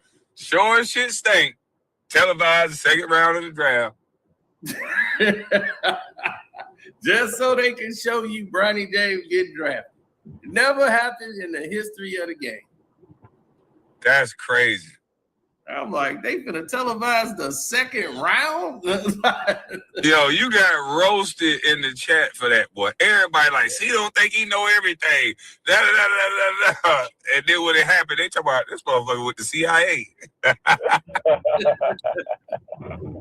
Yeah, man, this script thing is crazy, man. They gonna run this thing into the ground. But the thing is that all you gotta do is market your talent. It's there.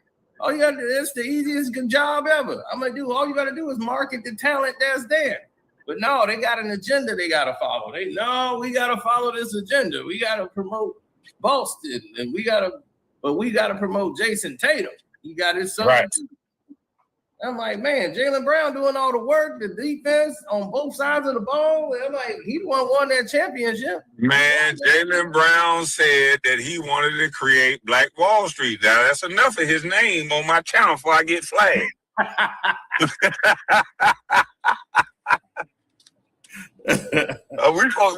We're supposed to be spewing hate about him. We're supposed to be saying, well, he arrogant, right? Nobody don't like him. How the hell can you like somebody that's trying to build Black Wall Street? What the hell wrong with him? Yep. Exactly. And that's like, man. He uppity. He uppity, man. You know how that go. He said the Cavs, they tried to trade either Harden or Mitchell for Jaylen Brown. Well, the thing is that James Harden is opting out of his contract so that they can restructure his deal. He had $41 million this year. Whoa. Wait a minute. Hold on. He finna give away $41 million?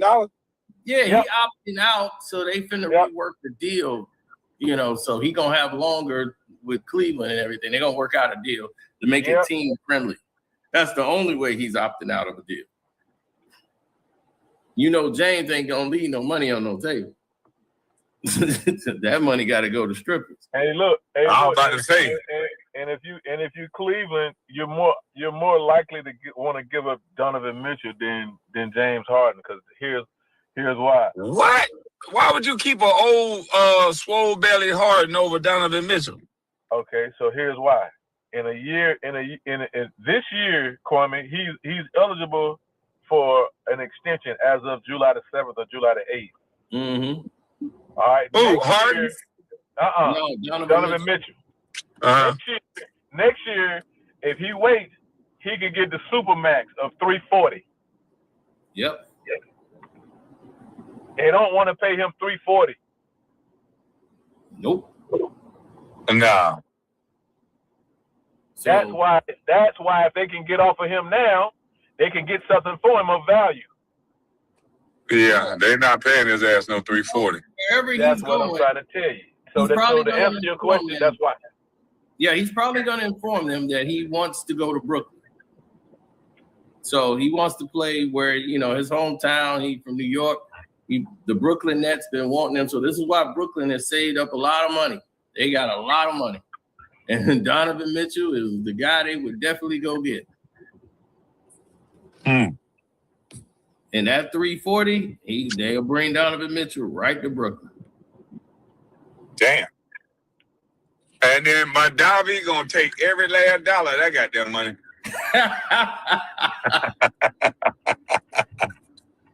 Nah, they'll work out a deal with the Democrats. Hell to no. Hey, look, I tell them, look, I'll sign anywhere but New York. Oh no, they ain't gonna let that go. You gonna ain't nowhere in the hell I'm signing a $340 million contract in New York. No, sir. Hell no. Kwame, New York, California. Hey, Kwame, you'll sign $340 million any goddamn well. If I had an option though, like Donovan Mitchell, I would exercise a better option. Shit, I understand your sentiment, but what Donovan Mitchell got options. Yeah, and I mean, ain't nowhere in the fuck I'm going to a state like New York. No, sir. Yeah, and I mean, man, Corliss Williamson didn't even get his opportunity to get a job, man, and coach being a head coach, and he is outstanding as a coach. And all the players even said it, like, man, like you should be a head coach right now. Man, Corliss Williamson is amazing. Like this dude has worked with all of these talents and got them like playing better and teaching them the game. Yeah, good stuff. And I'm like, Corliss Williamson, man. I was like, we did Sam Cassell, another one. We can't get these guys jobs. That's like, I'm like, this is what's weird about the NBA. Man, because they don't drink wine with LeBron, bro. Yeah, LeBron finna be getting on the ownership team. He finna be a part of this ownership for Vegas. And they'll be probably ready in 2020 after the 2028 season. They do the expansion and bring this Vegas team and Seattle team together. And Kevin Durant's got the Seattle team, and LeBron's got the Vegas team. So what white coach LeBron gonna hire now? Well, I don't know. He gonna own the team, but he'll be in a group. But here's the problem. It's another people that's finna buy a team in Vegas. And they don't want them in there. These people with BlackRock. So they got billions. And they want to buy the team in Vegas. They want to put in their bid. So LeBron is mad because he was, hey, wait a minute, I was promised. Like, he's like, I had a deal. What y'all doing taking other people's bids? They was like, man, we're going to have to entertain it because they coming with more billions. And BlackRock got money. These tech guys. So they got all the money. They want to buy an NBA team in Vegas. Damn. So LeBron going to have to, because he ain't got that kind of bread. He's like, hey, wait a minute. Me and my partners, we thought we had this locked up. They finna, like, how much LeBron bid is? Or we finna bid more than that. So now it's going to come down to which one they going to roll with. Yeah, BlackRock, they are part of damn near every company in the motherfucking United States shit. Exactly. So I'm like, shoot. Damn.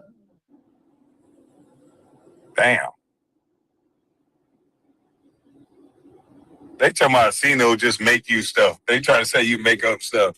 No. Well, that's what y'all was saying when he said that they was gonna film the second round, and I didn't believe it either. But I had to stand corrected. Yep, I the one told them LeBron was leaving. I told them Luka was coming to the Lakers 3 years before it happened. Live on video. I said, we got breaking news, man. The Lakers is trying to steal Luka Doncic.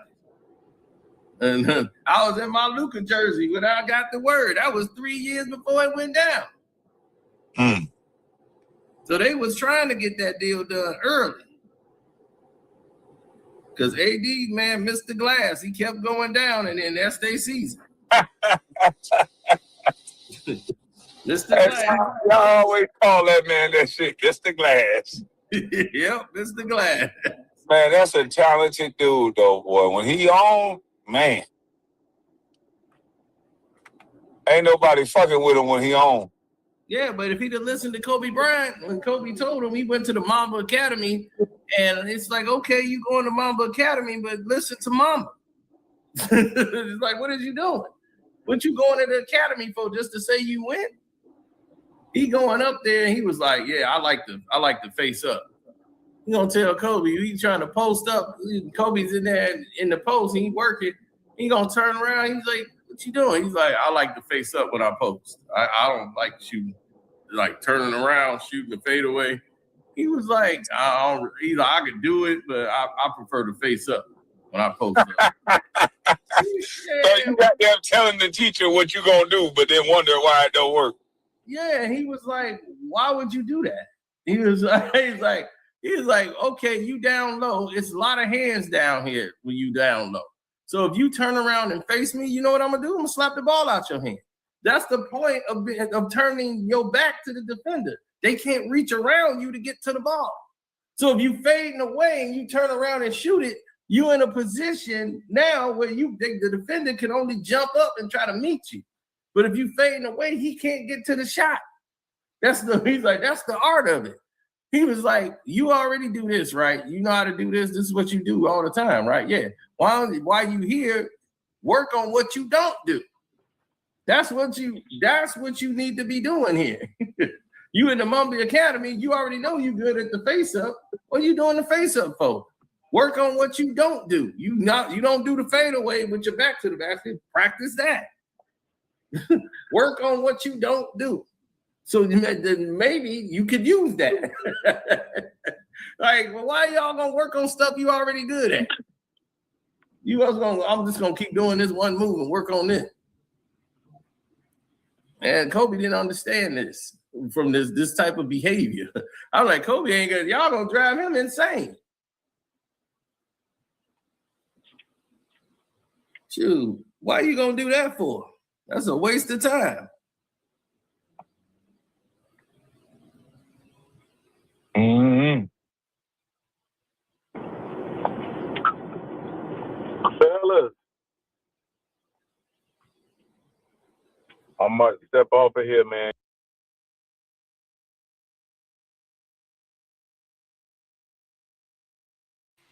Yes, sir. That's what I'm like, man. AD sitting over there. All he got to do, AD, is work on. You got Kobe there. This is for you to work on your moves. Work on what you're not good at. When I was playing ball, I knew I'm like, I got to work on my handles. My ball handling came later. I was a better shooter than I was a ball handler. I would take a couple of dribbles, pull up, jump shot. That was my first, time playing really. So I wasn't a strong dribble. Dribbling wasn't the thing that they was teaching me to do, handle the ball. I was 1-2 dribbles. I was like Klay Thompson. 2 dribble, pull up, jump shot. But now I'm like, look, I got to learn how to get my own shot. So I got to be comfortable with dribbling. I got to be comfortable putting the ball in my hand, going where I want to go. So if I'm going to go this way, okay, got to move. I can go here. It could work. Oh, I can go this way. I can throw it up off the glass. I got ways that I can make myself available and useful to people. That needs to be the concern. That needs to be the topic. That needs to be the angle. Because if it isn't, then what's the point?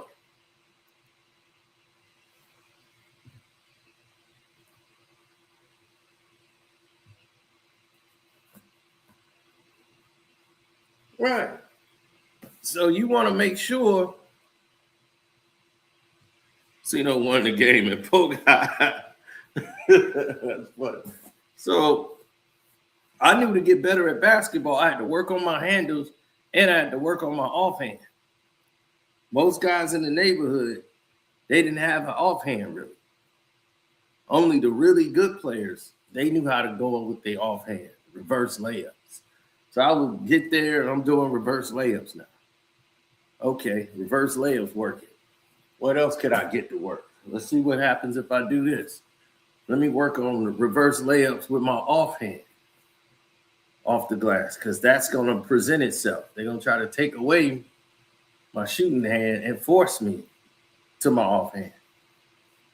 So I need to perfect that.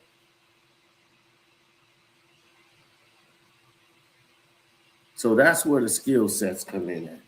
That's where all the extra play, the moves, the agility, everything comes full circle. That's why you have to, like, when you make your moves and you make decisions, that's why it comes into like a full circle fray.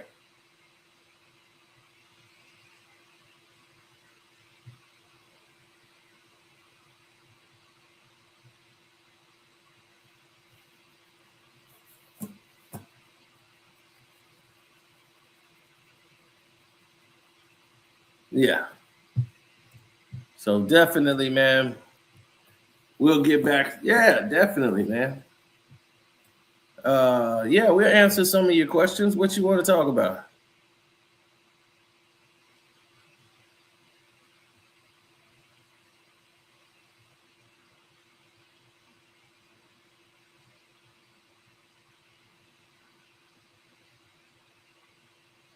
The owner of the NHL team, Las Vegas Knights, wants to own an NBA team. I bet you he do. So a lot of people now trying to throw their bids in.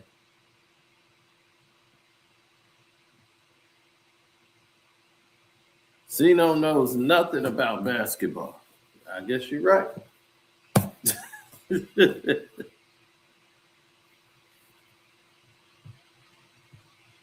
WWE equals NBA. They're about equivalent right now.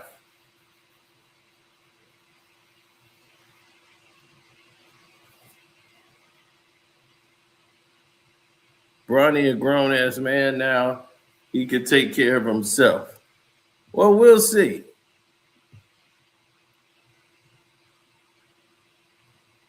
Cena beat the crap out of Oakley at Arby's in Newark, fighting over condiments. I was there. Somebody said, I don't know. Oak's a big dude. No, me and Oak ain't never fought.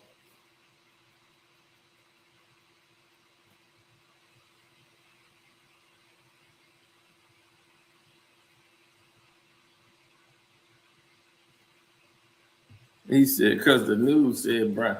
That's the people that be lying to you is the news. The news the one that be lying to y'all.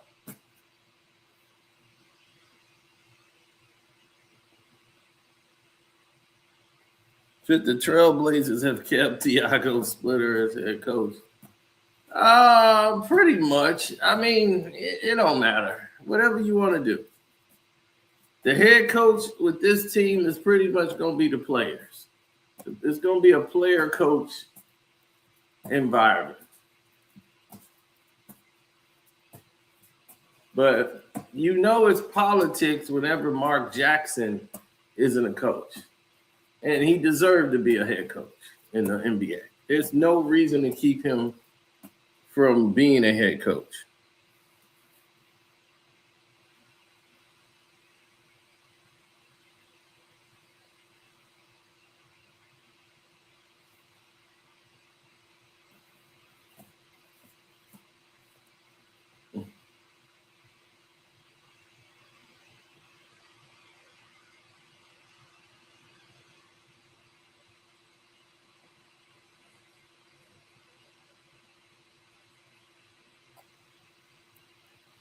I mean, when the situation presents itself, let's see what happens.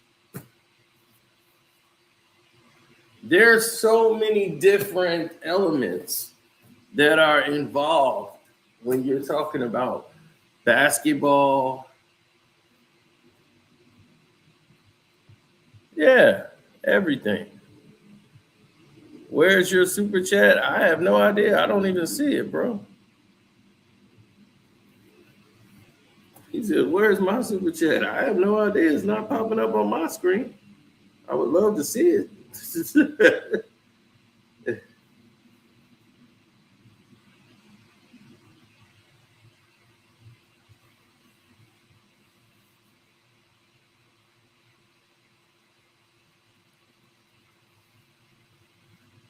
What team do I think can rebuild the quickest? Well, we got to think about what teams out there that need to be rebuilt. What team is bad that needs to be rebuilt? We got the Brooklyn Nets. I think the Brooklyn Nets can be built because they have all the money, they have young draft picks, and I think they're going to acquire Donovan Mitchell and build a team around Donovan Mitchell. They're going to pay him the supermax next year for $300+ million and build the team around Donovan Mitchell. I don't think Donovan Mitchell stays in Cleveland. Why would you do that? So there's Cleveland's not going to pay you $300. They're already paying a massive amount of money to Mobley.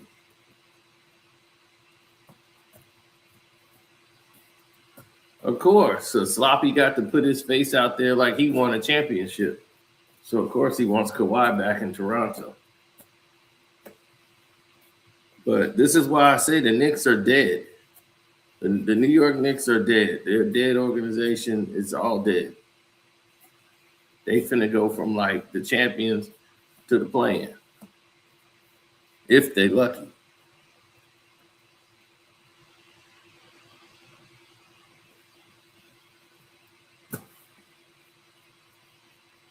Think about it.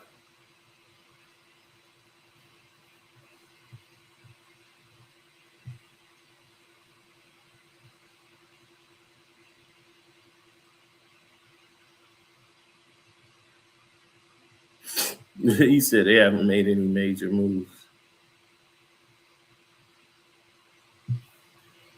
And the reason they hadn't made any major moves because they're not major. They don't have anything on the surface. They don't have anything ready to go.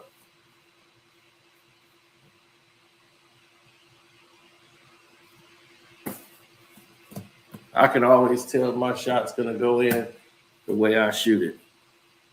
I can just shoot. I see the rotation, all of it.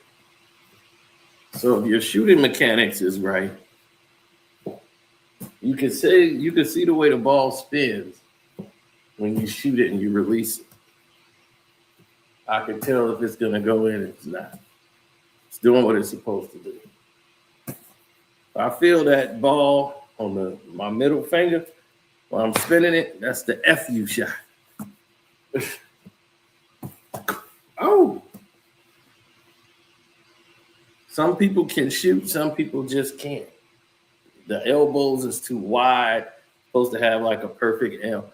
I have the perfect foundation when I go up each and every time. That ball comes up, lace it. So you always want to make sure you're ahead of yourself. You don't want to be behind the 8 ball.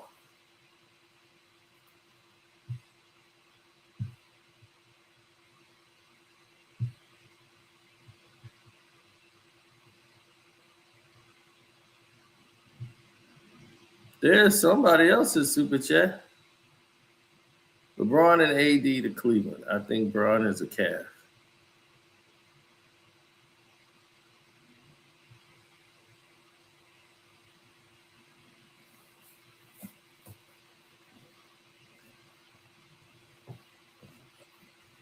Oh!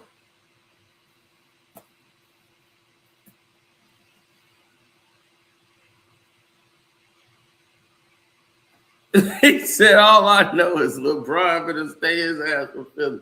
Corey just woke up. He just probably just rolled over, woke up, and that was the first thing came to his mind. Gonna stay his ass away from Philly.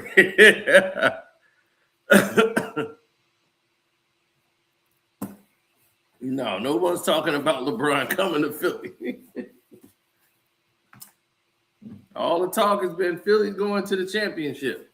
That's the only news I've been hearing. Somebody said, hell, he ain't gone yet. He's still hanging in the league. LeBron has just hired. I was going to do this on another video, but I'll tell y'all now. LeBron has just hired a documentary crew to document his next season. Doesn't mean he's going to retire either. He's like, they saying it on Twitter, he's going to Philly. Well, it would make sense. He has a good relationship with people in Philly. But they don't have the money for him. And that's going to derail every damn thing. I don't want to see no LeBron in no Philly. But no, that's more LeBron madness. He wants all the attention to be about him in the postseason. I'm going to hold him in suspense, see where I'm going. Where you going don't make a damn. You can join any team you like. Whoever gets you is going to lose. Golden State Warriors, they going to lose. We got reports that there was a fight. Jimmy Butler actually put hands on LeBron James. LeBron James called security, and they're arresting Jimmy Butler right now. Man, it'd be crazy. It'd be Steph Curry actually is not going to play tonight in protest of LeBron James being on the team. Bron thinks Steph should come off the bench. His agent, Rich Paul, said it. I think at this point, it's clear that Steph Curry, as great as he is, we know he's great, but I think it would be beneficial if we would have let Vanderbilt start. That way, Steph can come in and give us that second kick off the bench. Rich Paul has just said another dumbass statement. Thinks Jared Vanderbilt should come off the bench to start it. Oh, man. So Marcus Smart, I believe, is in Houston, if I'm not mistaken. I think he signed with the Houston Rockets to be with Ime Udoka again.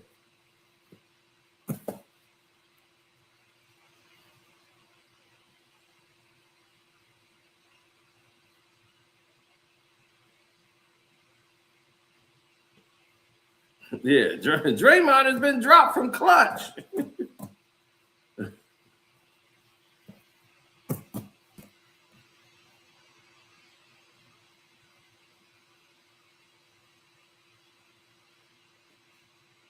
Marcus Smart was a good addition to Houston. I believe so also.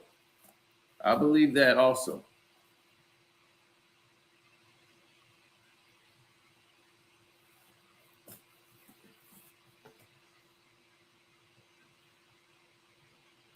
Bron's going to the Cavs so he can have Bronny and Bryce.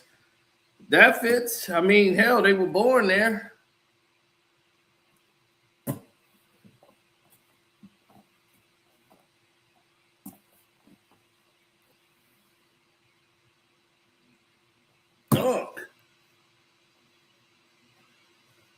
It would make sense for him to go to Cleveland. One, nobody cares about Cleveland. Two, they're not going to win. Three, it'll be all over with. Nobody can worry about that 3-ring circus. It'll be just done. The propaganda piece is over. Now we can focus on real basketball. But the Eastern Conference Finals, Detroit versus Philly. Western Conference Final, OKC and the Lakers. Let's go. Let's go.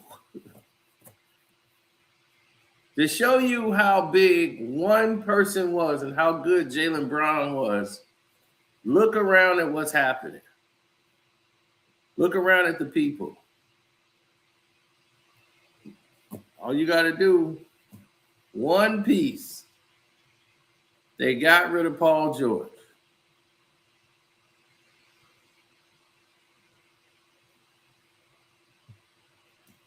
All you need to do was get rid of Paul George. That was it. You get rid of Paul George. He was the only problem. And you got him for the best player on the organization that Boston had. He was clearly their best player, and you give him to your rivals. Whoo! This is looking like the Luka Anthony Davis trade. This is that Luka Anthony Davis trade. No, they just went to the finals. And the next year, they trade the guy that got them there. And they went right to the doggone play-in. I mean, to the lottery pick.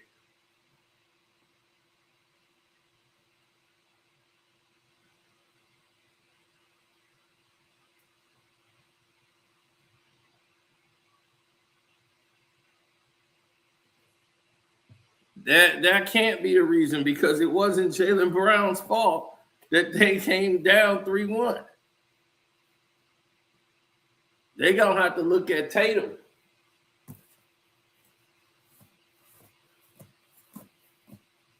The team was rolling without Jason Tatum.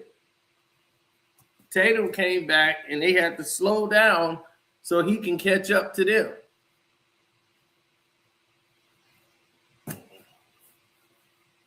And Tatum would have like 22 points, but defensively he can't really move the way he wants to or play the way he wants to. The explosion is gone.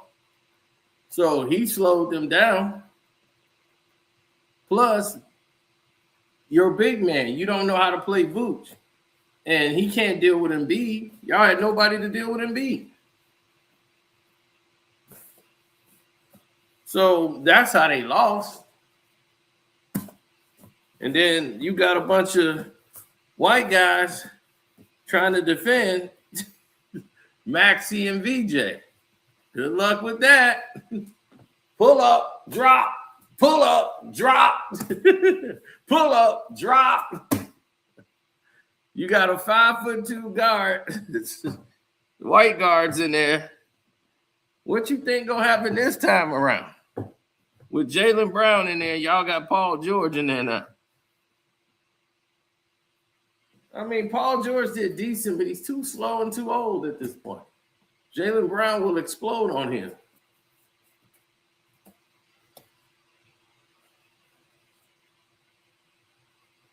Now you got to see Jaylen Brown 4 times a year, and he going to light y'all asses up every time he play Boston. He going to be like, uh-oh, Jaylen Brown again for 3? Drop. Oh, I love it. Because it's pretty much showing the whole world what we thought all along.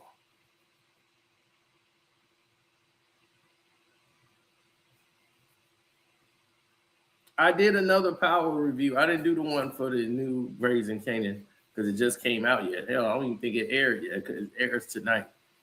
So Liongate seemed to have a problem with me for some reason. So they don't even show my video anywhere.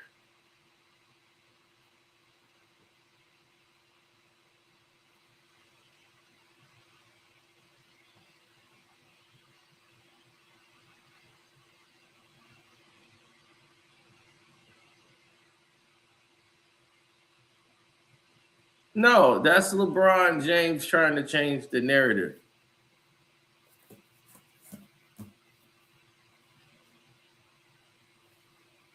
And the media is running around with his lying narrative, and they're lying to the general public. So I just don't understand. How could you leave somewhere you don't have a contract?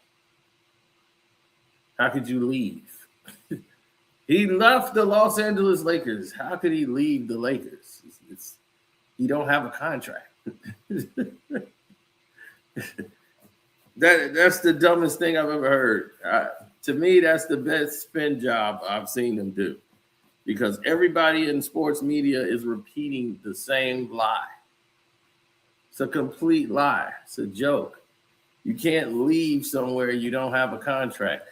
If I contract you to do my roof on the house, right, and I pay you your money, you've done the roof or whatever, and you've been paid, your contract is up, you got to be finished by this time, you're paid, roof's done, this time you're going to say, oh, I left the job? No, Your contract is up. You're done. So how could you leave when there's no offer for you to come back? No one's offered for you to come back. There's no offer on the table. If they wanted you back, they would have restructured your deal at the beginning of last year. So they try to sell you the narrative. This is exactly what Jaylen Brown was talking about. Social engineering. And they used the media, and this is why they wanted to get him out of Boston. They can't control Jaylen Brown. They didn't even want to have a conversation with Jaylen Brown. This new ownership, they don't like him because he doesn't fit their model of what they like. He's a black man who asks questions and opinionates. Oh, they don't like that. He's too smart. You got to go. What's up, KB?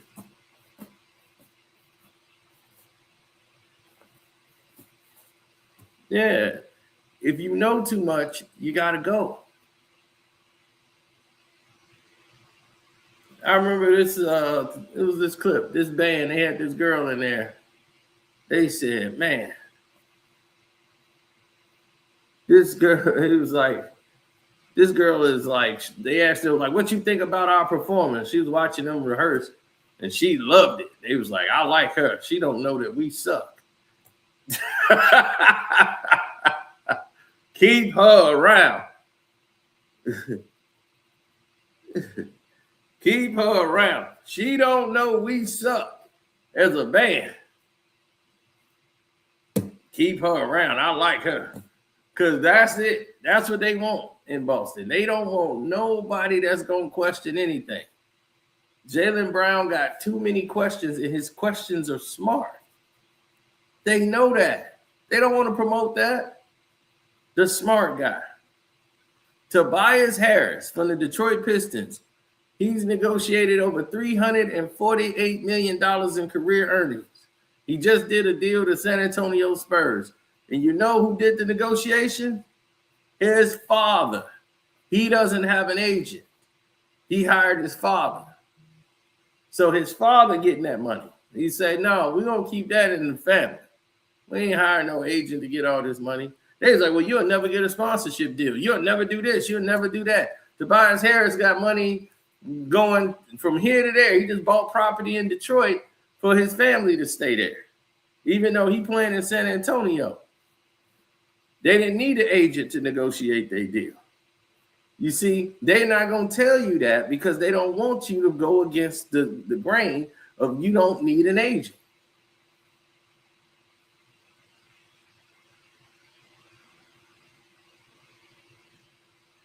They want everybody to believe you can't negotiate your own deal.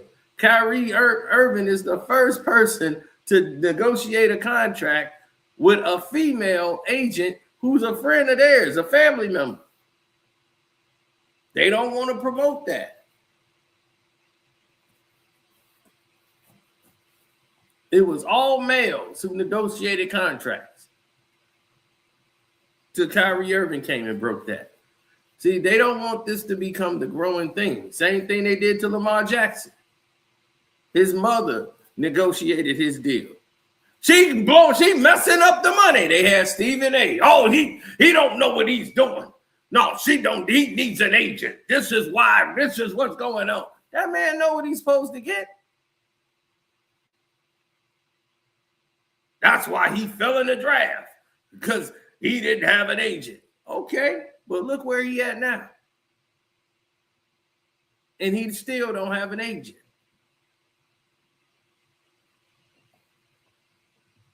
He said, I might move to Detroit. I like it there.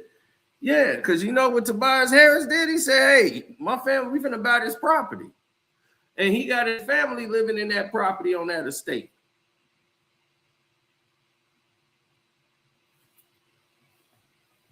And they couldn't understand, why would another black man talk about who got a black mother presenting him, and y'all screaming at him like he did something wrong. They got the other Mike Wilbon, who was the grandfather of hating on black people. He saw Stephen A as a younger him. You remind me of me when I was hating on Negroes to get up here with these white folks. I'm gonna pull you up here with me. I'm gonna teach you the way.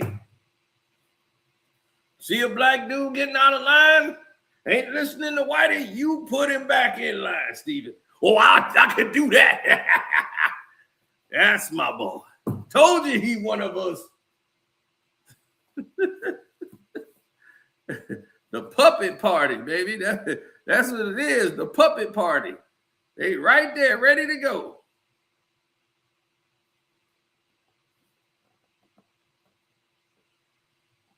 If you want to be in commercials, get an agent. Here's the thing. You can get in a lot of things and you can get advertising dollars because at the end of the day, those advertisement companies want you. They don't care about the agent either. A lot of them don't. They use the agent because they think that's the only way they can get to the athlete. If the athlete's saying, hey, I don't need you, nobody is tuning in and buying something because of the agent. It's because of the athlete. But the agent job is to make you believe and feel like you can't get any of this without me. I got contacts with X, Y, and Z. That might be cool, but if that athlete is too hot and everybody wants to get some deal done with them, they got to go to that athlete. Yeah, they tried to do that, like, yeah, Lamar Jackson, we ain't going to touch him till Lamar Jackson was the biggest thing in the world, and everybody in the world want to advertise with him. Now, everybody who was giving him sponsorships early on, now they got to pay. Now you got to pay through the nose. You could have had him for nothing when he first started, but no, he didn't have an agent. That's why a lot of these people aren't that stupid, man. That's what I told you. People in business, they're not dumb. For those people who think they too big, if somebody will come scoop them right on up.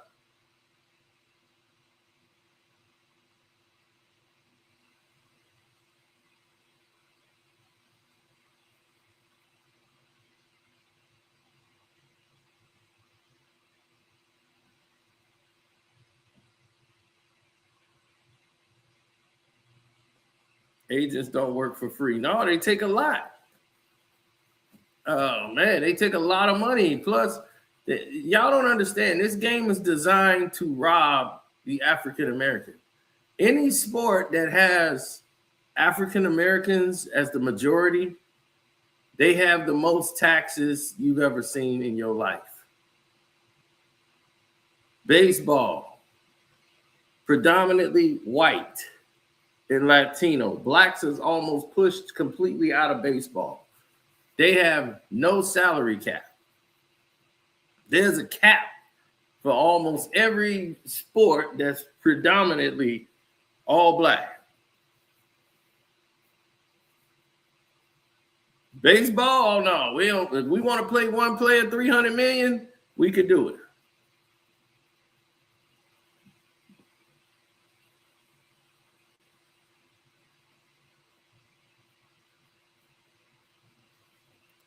He said the name Lamar is not a brand name.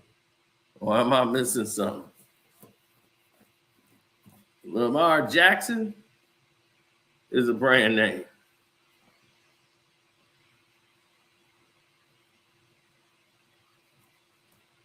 He said Rich Paul is definitely basically stealing from his clients. Well, he has no clients. UTA, that's their clients. They acquired it.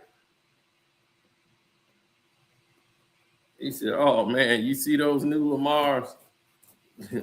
We ain't hearing that. Get an agent. Nah, that's that programming, buddy. You don't need an agent if you don't need one. Some people need an agent. But if you got somebody that know what they're doing around you, you need an agent for.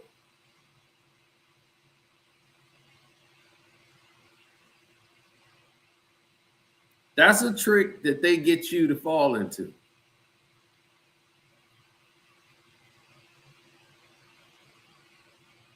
You see a Jewish person go get a black lawyer or black agent. Jewish people get a Jewish doctor. They get a Jewish lawyer. They get a Jewish. They go to the Jewish store. Everything about them gonna stay Jewish. Nobody say a word, right? The Jewish man can do all of that. The Italian man can have the Italian chef, the Italian auto mechanic, everything. The Greek person got Greek. Go to Greek town to eat. Go get the Greek food. Nobody questions it. A black person said he want to hire a black person to do something. It's a big fuss.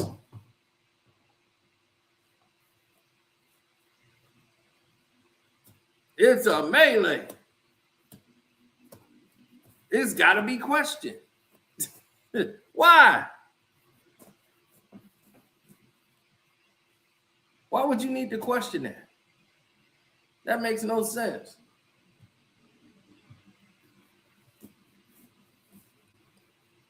Now, there have been 75 different reasons everybody that came up with excuses to sit there and try to make excuses for all these reasons or whatever they feel that other people should have done what they needed to do in situations like with LeBron James. Y'all fell for that.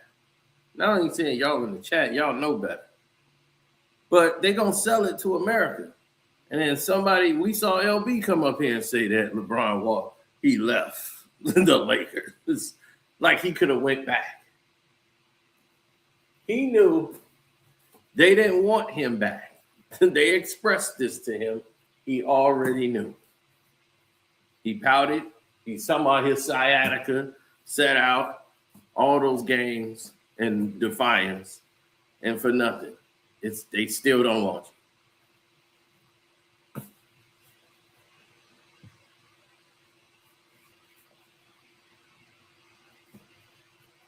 Dude, the Knicks are dead. Why do you keep mentioning the Knicks? Dude, the Knicks are dead. Why do you keep trying to shoehorn them in here? Y'all keep trying to shoehorn the Knicks in here. They are dead. Okay? Philly, Detroit, Boston, Toronto, Miami. That's 5 teams ahead of them already. 5 teams that are ahead of the Knicks right now. They can't beat any of those teams. They're dead. They're in the play-in. They're trying to see if they can get in the playoffs.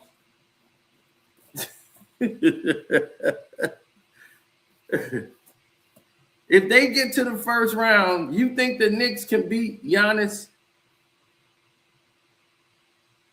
in Miami? You think they can beat the Toronto Raptors now that Kawhi is there?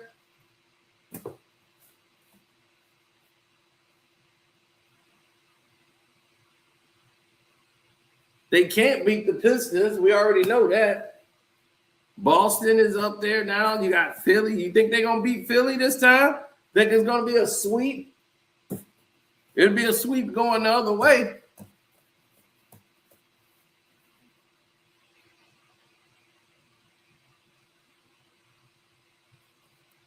Hell no, nobody got the Knicks winning it. If you got them getting knocked out in the first round, absolutely. And Roe better have my $200 at the end of the year. He gonna try to say, "Oh, I didn't make that bet." Oh, yes, you did. When y'all are not top 3 in the East.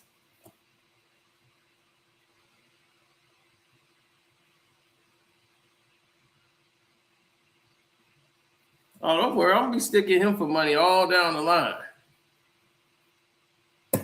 Him, Outlaw, the whole 9.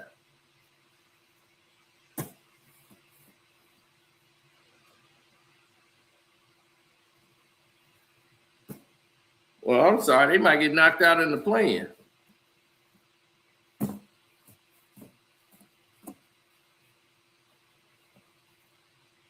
No. Who would want them? I think I was watching a video, what was that, earlier today or a few hours ago, when they talking about James Worthy had a better Laker career than LeBron James. I'm like, yeah, he did.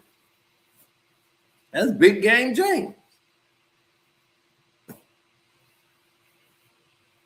LeBron brought nothing to the table.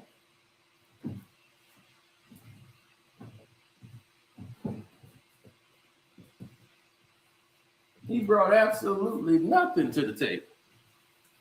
Nobody checking for that.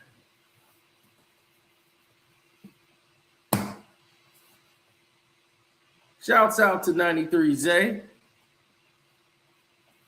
He's a real one. Welcome to HD TV. He's a real one. Sports Talk with Jose Rodriguez. They some real ones.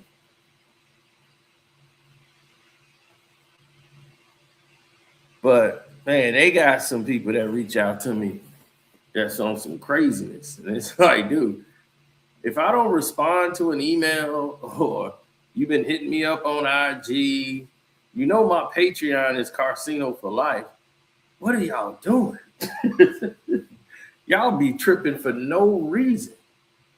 I be like, dog, what are you tripping about now? I'm like, if I tell you I'm busy and I'm doing something, it shouldn't even be a back and forth. Like, oh, you trying to avoid me. You don't want to do this. Like one woman, she did an interview with Kwame. She did an interview with me. I came and gave her an interview for like over an hour. I didn't have to do that at all. Like, this does nothing for me. And because it didn't go viral enough for her, you know, y'all ain't sharing it. Y'all ain't doing this. Y'all ain't doing that. And that's okay. All right, I'm going to make it. It's like, I'm sorry.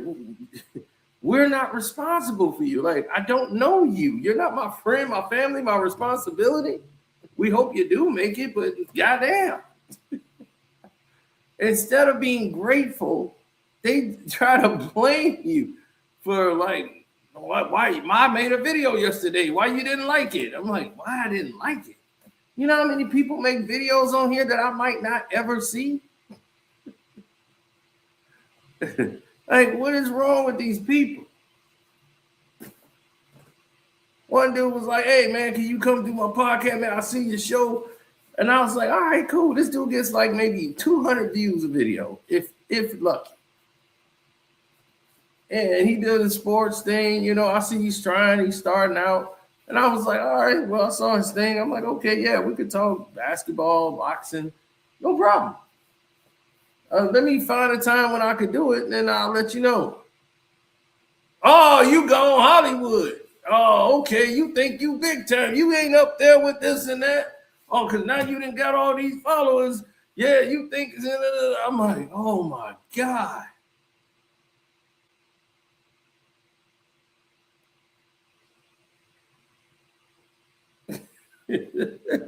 I said, well, that was supposed to happen. People block their own blessings and they block all the stuff they trying to do because they just don't get it. People have lives. They got stuff they got to do. Like, I got stuff compiled that I have to do. Everybody else have a life too. When someone tells you, if I say, hey, I got to try to fit it in my schedule. They just think I got all the time in the world just to do these things. Some people make a video, I don't see them for 3 years. Somebody was dissing me in a video and I didn't even know about it. It was 3 years old. It didn't go nowhere. They had like maybe 300 views. But I was like, this is funny. I'm like, what was this about? What was their problem? So it's a natural fact. And I think we was talking about this yesterday on the channel because I just went through another one yesterday. I'm like, man, this is crazy. This don't make any type of sense. And it be the main people who man, I'm your biggest fan, man. I'm your biggest supporter, man. I'll watch everything you do. And 2 months later, they hating on you. Here come a video talking about you. It's like, what if I was your biggest supporter? You was my biggest supporter. You're a celebrity now, see? No, oh no, they can have that because it don't come with a check. I don't want it at all. They can have it. Man, they are doing all kind of craziness right now.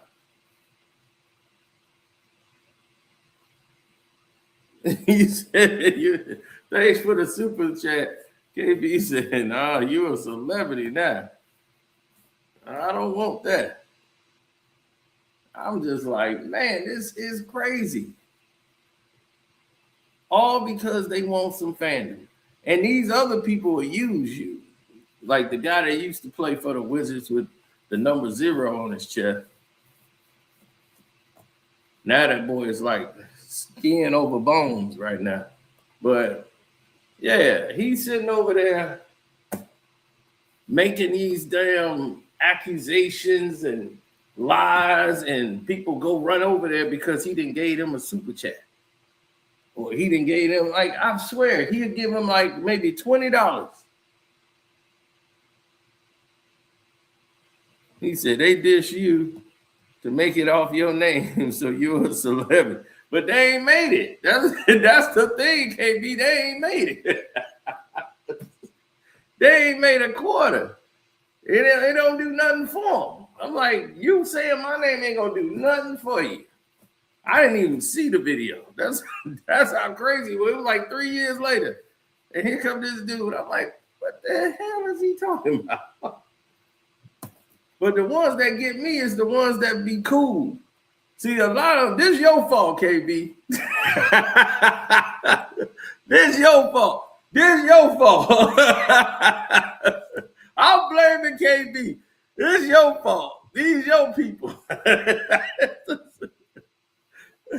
They be KB fans, and they see me on KB show, and they be, hey, man, yeah, Cino and Kwame, they be over there like part of the team. And I'll be like, oh, okay, yeah. Kwame had him up on the channel because Kwame let everybody up. So yeah, I'm thinking we all together. They sitting over there like, yeah, we a team. Next thing you know, they was like, we got to get Cino out the way so we can get closer to Kwame. He the one holding us back. I'm like, now I'm in the way. All right, and then that's the whole thing. They be trying to be cool to me because they trying to really get the KD. But I'm like, you already over there. He was not you too. Everything my goddamn fault. You goddamn right. These your people. All they want to do is get close to KB. And I'm like, dude, you was on his platform. You ain't never been over here to my channel. So how can you gonna be mad at me? How am I blocking you? KB, it's your fault my taxes went up. Oh, man. Anybody know Rose channel? Man, Rose a good dude, man. I went to Rose channel. It's delusional as hell, but yeah, I watch Rose videos. But Rose a good guy, man. He's not somebody that just stabbed somebody in the back, so it ain't Rose.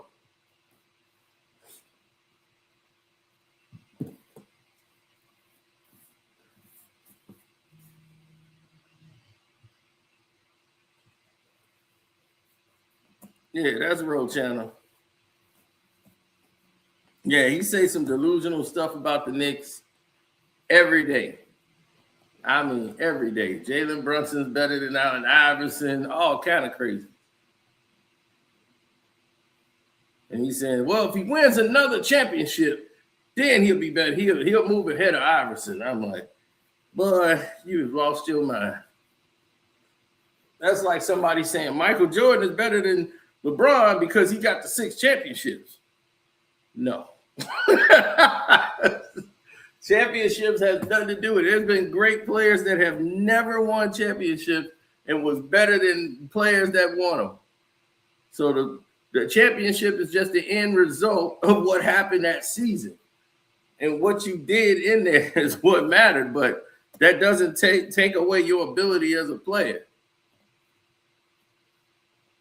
Allen Iverson won 1 game against the Lakers. The Lakers lost only 1 game that entire playoff, and that was with AI. AI became a superstar right after that. A superstar. Stepped over Ty Lue, hit the shot. That's the only game they played. The only game they play. The Lakers won the chip. They don't even play the game. They won the chip. They play game 1. That's it. That's the only game the NBA highlights is game 1. You don't see no other game.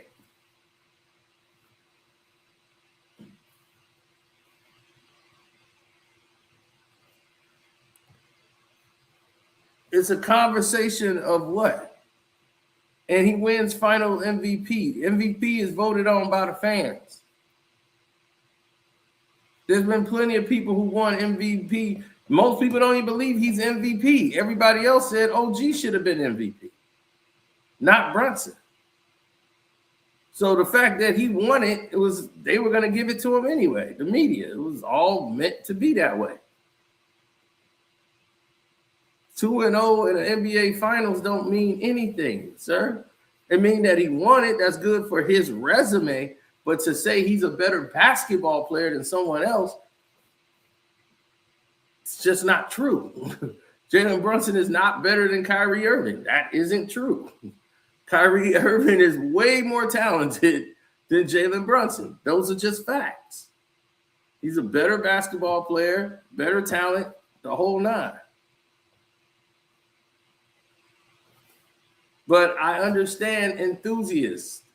Like, you got people like lowlights. It's a lot of fans and a lot of gamers who start following the game of basketball because they're fans of it. They don't know anything about it, but they're fans of it. If I told you there were players right now that you wouldn't even know, Sleepy Floyd would destroy and probably score 35 a night. You right now, like, who the hell is Sleepy Floyd? Sleepy Floyd would come in here and score 35. Alex English would average 35. Them names y'all don't even know about. These guys would destroy this league. Mark Jackson could score like 25 a night with 10 and 11 assists. You just don't understand it because you only understand names. But when we talk about the game, see, this is what Kwame Brown was talking about, what Chucky was talking about. Like, guys had to play a role. You they were talking about with Pat Bev, when y'all tried to down Pat Bev. Pat Bev can't score. He can't score. Pat Bev can score. Lafayette Lever, Fat Lever can get down. All of them. But the thing is that Pat Bev was averaging like 40, almost 50. Him and D Rose was lighting up the city of Chicago. You think Pat Bev just forgot how to score? Pat Bev just happened to be a small guy to make the NBA, but he can't score. Nah, he had to make it because of his defense. Pat Bev could score, and he could shoot free throws and everything. They wanted him to be a spot-up three-point shooter, so he had to work on that.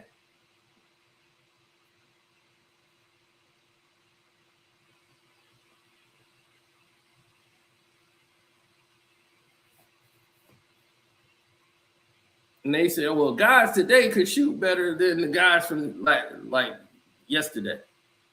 Okay, who made the most consecutive threes in the three-point shootout?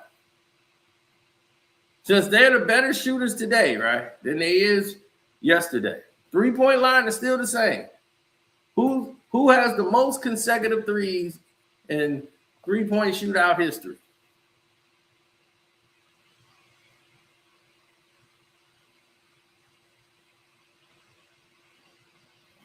My coach,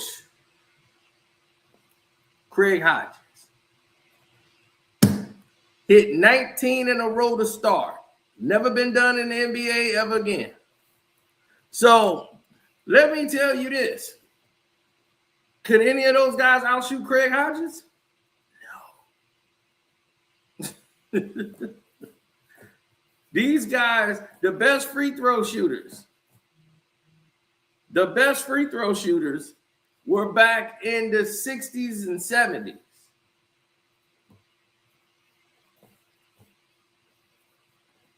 Almost all the guys, even the big guys, could shoot free throws.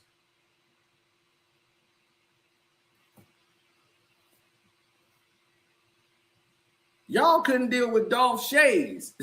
Dolph Schayes would have gave y'all the business. Dolph Schayes could score with either hand, left hand baby hooks. You're like, what is that? These young guys ain't never seen nothing like that. He could throw a left hand baby hook like Sabonis.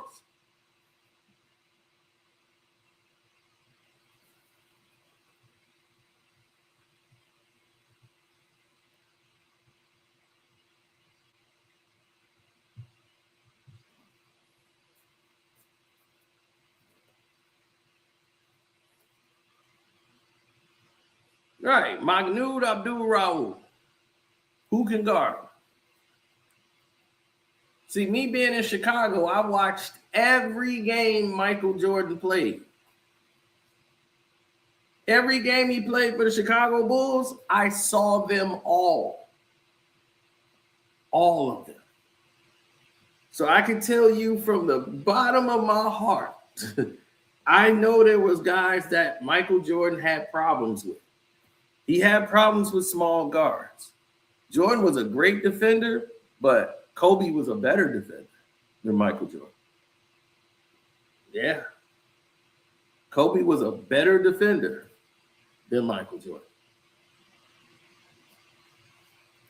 You see, Jordan was a smarter defender once he got older, but when he won Defensive Player of the Year, that was pure athleticism and talent. Him getting a bunch of steals and getting in the passing lanes.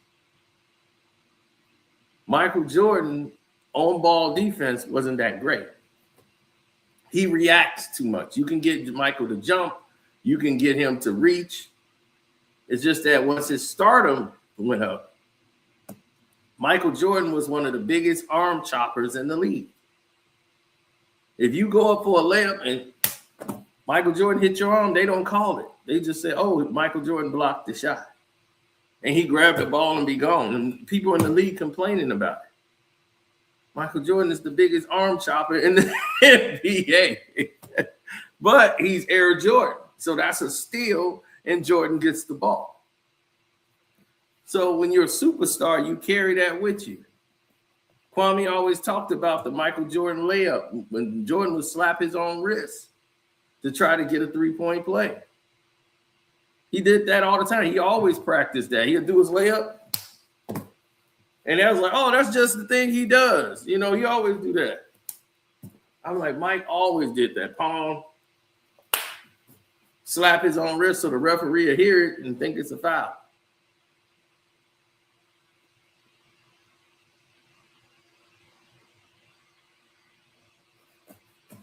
Dude, I had the honor to play basketball and be coached by real guys and found out real stuff that happened in the locker room.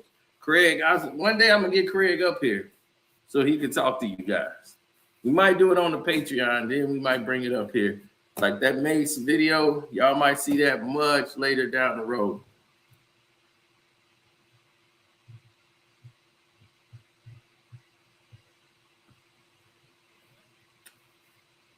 No, because he knew we had Terry Cummins' brother, Lee Cummins.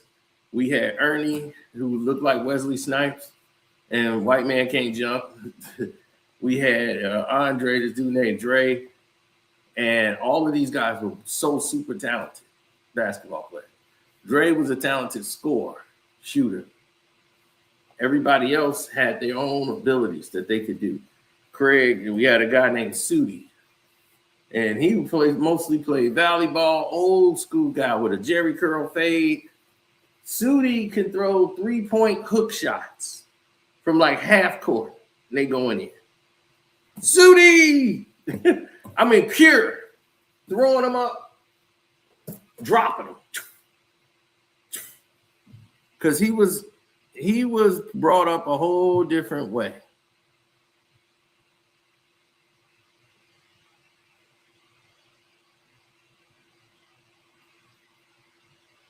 Yeah, when you brought up in this game a different way, that's how it's performed. Everybody had a talented gift of the game. They had an element that they could do and use. So Craig used to just show us techniques, shooting techniques, practice, and Craig was pulling up from half court way before Steph Curry. He would just dribble, boom, boom, boom, get it at half court, jump, pull up, 3, bang, net. Again, pull up, half court, nothing but net. Nothing but net. He said, I disagree with you on that one. What's that about Kobe being better than Mike as a defender? You know what Kobe would do? Kobe was smarter. Maybe the talent was lesser, but I'm going to tell you this. Kobe was smarter when he played defense. He had strategic positioning every time. Like I told you, when Mike was younger, Mike took risk. Mike was more of a risk taker. He would swipe. So immediately, Mike didn't get smart defensively till he got older, when he realized what to do, where the position is, how he had to learn. Before it was all athleticism. Kobe learned how to play defense the right way early. I mean, techniques that Michael didn't know at that time. That's what I told y'all. I've watched every Michael Jordan game. So I know when Michael Jordan got better and got good at defense, where he didn't just have to rely on his athleticism. Those were in those last 3 years. When he came back, he was way more seasoned as a player. So around like 93, around that time, he was starting to realize what he needed to do. It's not a hater. It's really telling you the truth. Kobe Bryant was the one, because he learned tips from Mike early in his career. And Mike was teaching him knowledge that he didn't have from a whole career. And he was able to implement that early in his career defensively. How to guard fadeaways, what to do, what to look for. Michael was giving him instructions while he was on the court. So Kobe, not somebody who's going to just say, oh, man, I'm just for a conversation. Kobe took that to element to task. He wants to know, how do you get that shot off? What was you doing? What was you looking at? What did you see? How did you feel the defense behind you when you can't see him? He wanted to know. So he wanted to know how he should defend it, one, and how he could use that move to score on it. He's looking at both sides of the ball. And when you start thinking in those numbers, then you can communicate with your team what we need to do as a defensive assignment.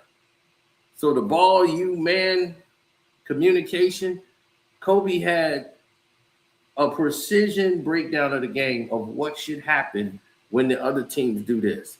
I'm going to go you the ball here. This guy's going to collapse. You should already be cutting. So when I pump fake like this and throw the ball back, you should already be there with the ball by yourself. Nobody should be there. Kobe sees the game 3, 4, 5 steps before it happens. Kwame, he said, yep.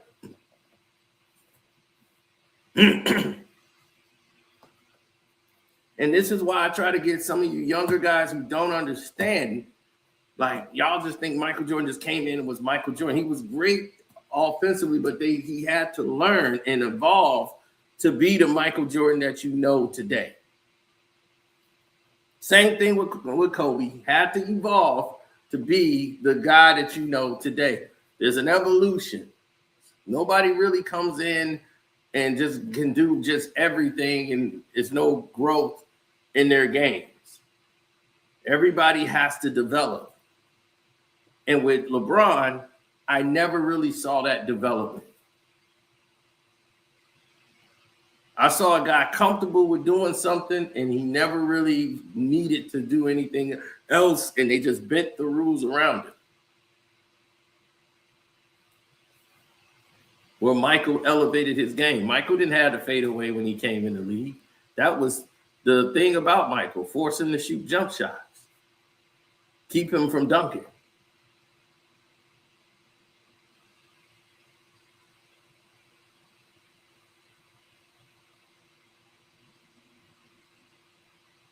Yes, Kobe was defensively better.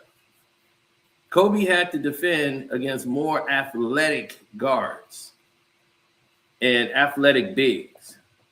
See, when Michael left the NBA, the transition was starting to come in, where the Penny Hardaways, you see Penny Hardaway was giving Michael Jordan fits. They couldn't do hardly anything with Penny Hardaway. He was 6'9". Penny is like 6'9" with ball handling and shooting ability. He was beating Scottie and Michael Jordan.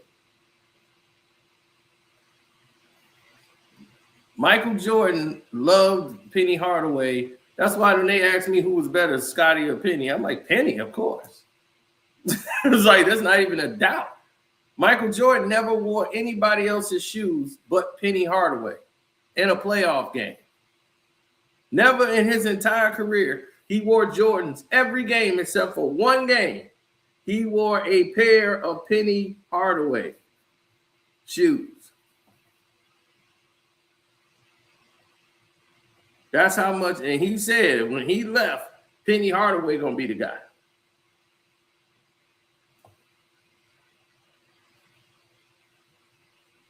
Penny had confidence. He was skilled, way better skilled than Scottie. The problem was that knee injury. He had the same surgery as Maury Stoudemire. They just had different surgeons. And Penny's didn't go well. Stoudemire was still able to jump out of the gym. Penny couldn't really jump anymore. So he had to rely on just jump shots. Couldn't get that lift back in his legs. And that really altered his career.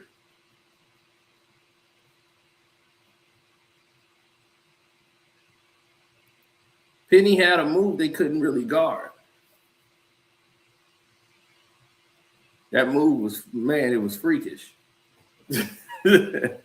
So that's why I say I know the game. I know guys who would different techniques, different everything. Kobe had gotten to the point where he felt like he was at his apex, or he was coming into his own, like 2003. Because they asked him, they said, Kobe, when did you feel that, you had it all? Like that moment that there's nothing I can't do on the court. He said about 2003, probably 2004, around that time. That's when he feel like he's mastered everything that needs to be mastered on the court. That he got it. He's like about 2003, 2004. That's when I felt he got that feeling like it's nothing I can't do.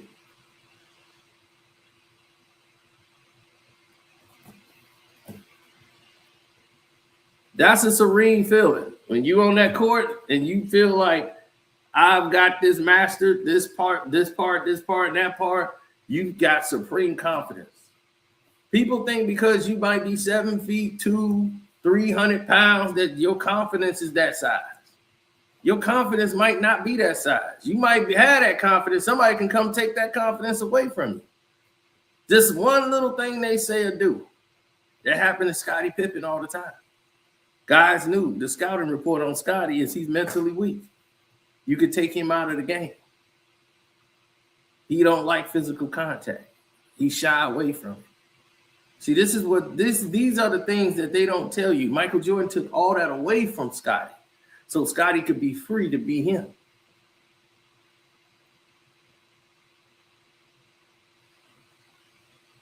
because they didn't watch all these Bulls games. They don't know, and they fool the masses. And Scotty know because of the internet. Now it's hell. You can do anything you want. Hell, because of the internet, I can show you some highlights and tell you I was top 3 scorer in the league. And then be some people argue, Cino was top 3. Look at the highlights. Who was that against? I don't know. He was top 3 scorer in the league. They could do whatever they want now.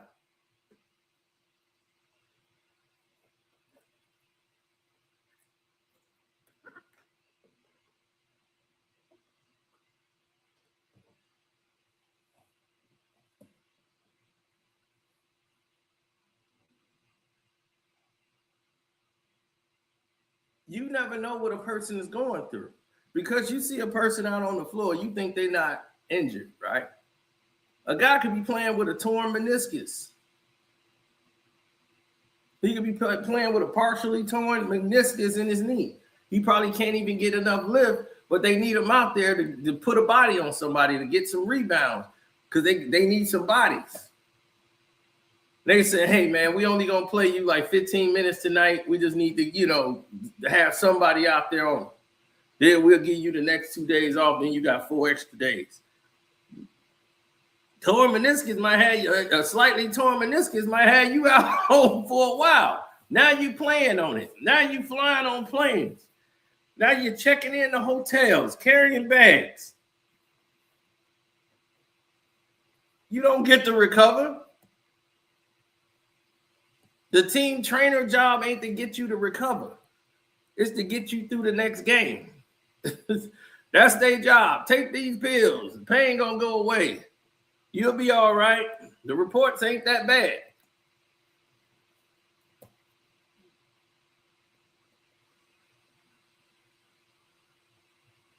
There was a massive lawsuit that was settled with the NFL because of this. Why do you think they lost that $1 billion? They call it the CTE injury report. Because it wasn't just CTEs. They continuously did this through all the injuries. Their team doctors was lying to the players. One player thought he was gonna be all right. He thought it was just funny the way his foot would just fall every time. Like, look at my foot, it's just flopping around. He wasn't in any pain, it just wasn't healing. And then he went to a doctor that was outside of the NFL, and the doctor says it's torn right here. You had torn your whole thing, all that's holding your foot up. That muscle is torn. I think it's called deltoid or something. Your whole deltoid is torn completely. It shows right here. And then, they got to give you full transparency so you have access to your reports that the NFL do, the doctors. So he saw the doctor's report that they did with the NFL. He was like, yes, it's torn here. They didn't tell you? He was like, no, they didn't. They just had me playing. And that was, what's his name? Eric Ebron from the Colts. That happened to him. So if the team's going to continuously lie to you, and that ended up costing him pretty much his career.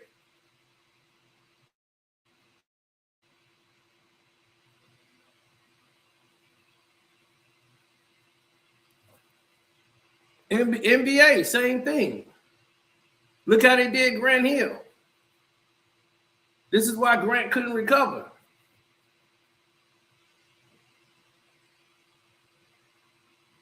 Grant Hill almost died because of that. He got a staph infection. So he's sitting there with a staph infection, and the NBA didn't even know. They sitting there trying to give him painkillers and stuff, and he almost died. He was shaking, trembling in the bed right after surgery. A lot of this stuff was going on in the league, man, at this time.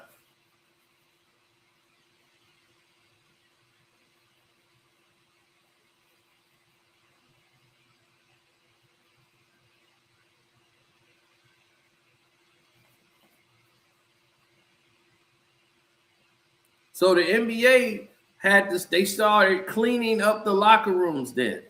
because of the Grant Hill situation. Now that everybody got to come through with this antiseptic spray, wipe down, because staph infection was starting to spread. They've been had staph infections everywhere.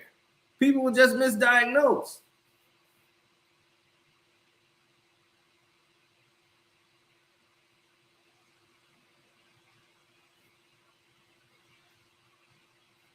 Man, if you see the scar Grant Hill got on his body, you about to throw up.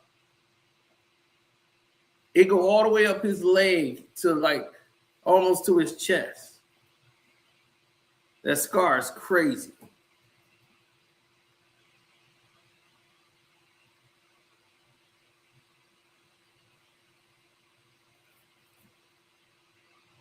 Yeah, but you got to think about these things before you move forward and you start trying to, proceed to go into other things.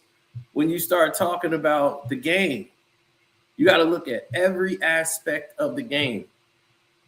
You got to look past just the guys on the court. It's not a video game. As much as y'all want to believe it is, these guys sometimes are playing with injuries. They're hurt. They can't do a certain thing. And you can kind of see it in the way they play. They're out there, but they can't do the things that they used to do or the way they want it to be done.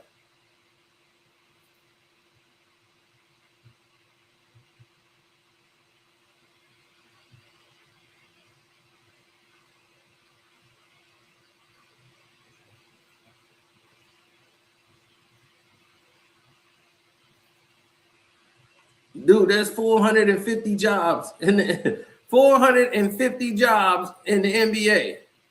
If anybody is on the bench, the 12th man in the league, he made it somewhere that there's other players starving to get to. Starving to get to. It could change their whole family's life.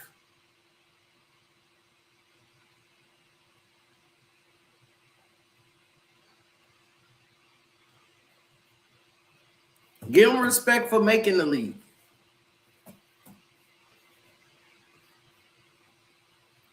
Sure, they might not be that great, but they was good enough to make it there.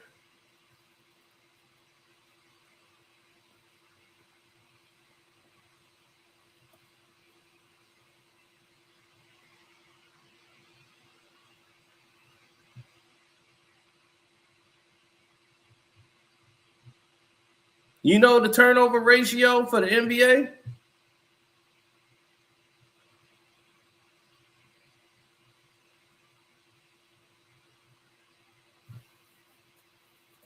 Two years.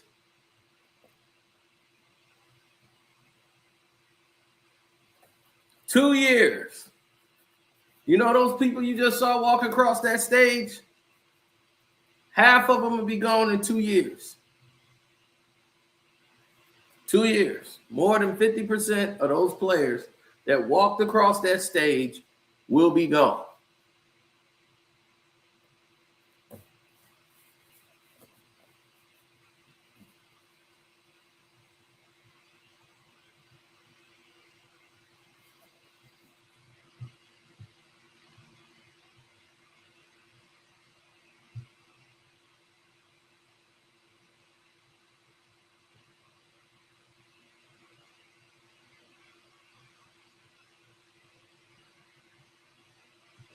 Yeah, that's how it is. In 2 years, that's where it's going to be.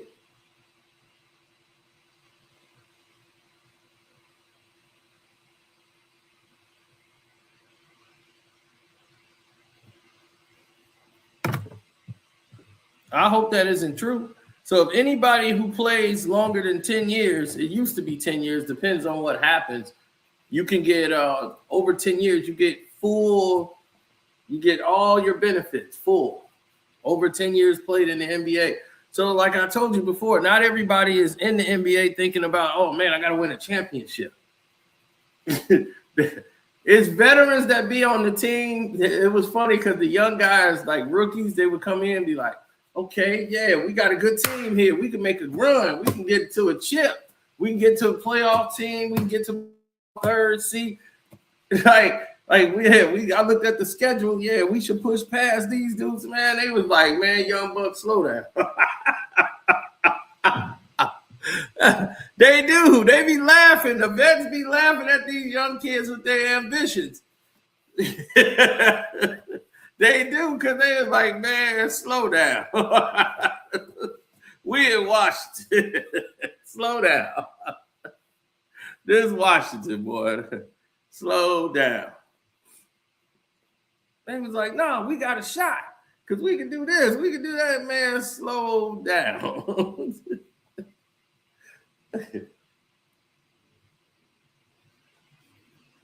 And he had to learn the game, because then when he was in his 5th, 6th year, come another rookie was saying the same thing. Man, slow down.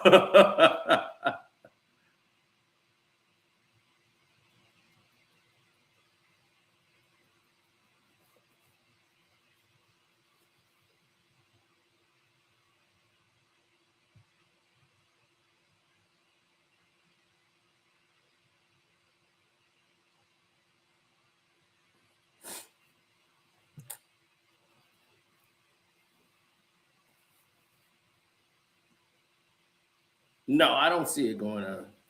I don't see it going in another direction, because once it starts to sway off track and you start going in a direction that doesn't benefit you, then you're going to start seeing something very strange happen. The whole narrative will change again, and then you'll be the one causing it. You'll be the one responsible. They're going to blame you for every damn thing. Watch. That's how it's going to go.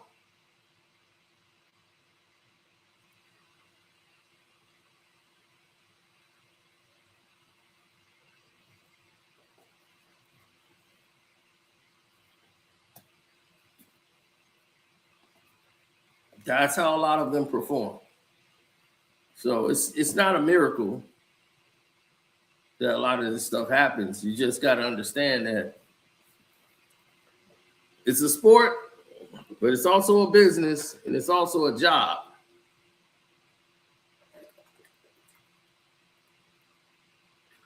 And like any other job, and you've been on it long enough, you know to read through the bullshit. And you just there to get your check. You like, look, my kid ain't gonna eat no championship. Yeah, it'd be cool one day to play in the championship and get some playoffs. Maybe that can get me another bag and sponsorship deal. But this team ain't equipped. We ain't part of the agenda to go to no championship.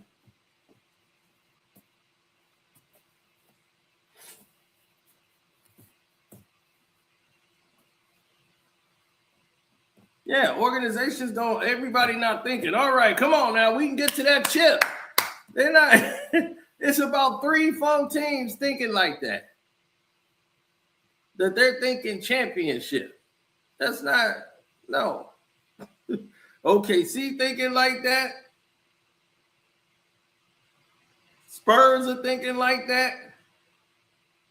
Detroit just want to go there. But they're not, their organization isn't thinking championship. They should have been. But they're thinking, hey, we're doing good right now. Let's get to the Eastern Conference Finals now. Let's keep moving up the ladder. They're thinking that. Boston thinking, let's just get to the playoffs. They're not thinking championship. Philly thinking championship. Knicks, who knows what the hell they thinking about? They just trying to get back to the playoffs, hopefully, and make the play-in. Wizards, Nets, Bulls, they're not thinking championship. None of these teams are really thinking like they got a shot to win it all.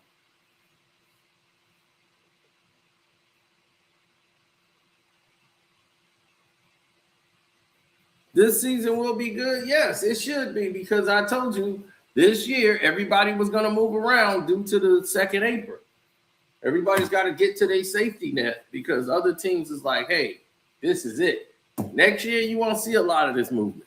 This is going to be the biggest movement year. Everybody's getting set where they're going to be, and that's that.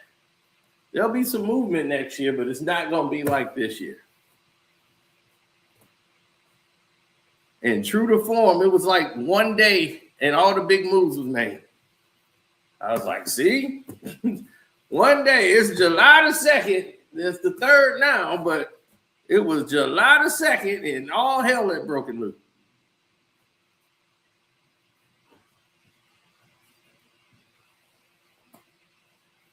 So anyway, all y'all should go from here to my Karceno for Life channel.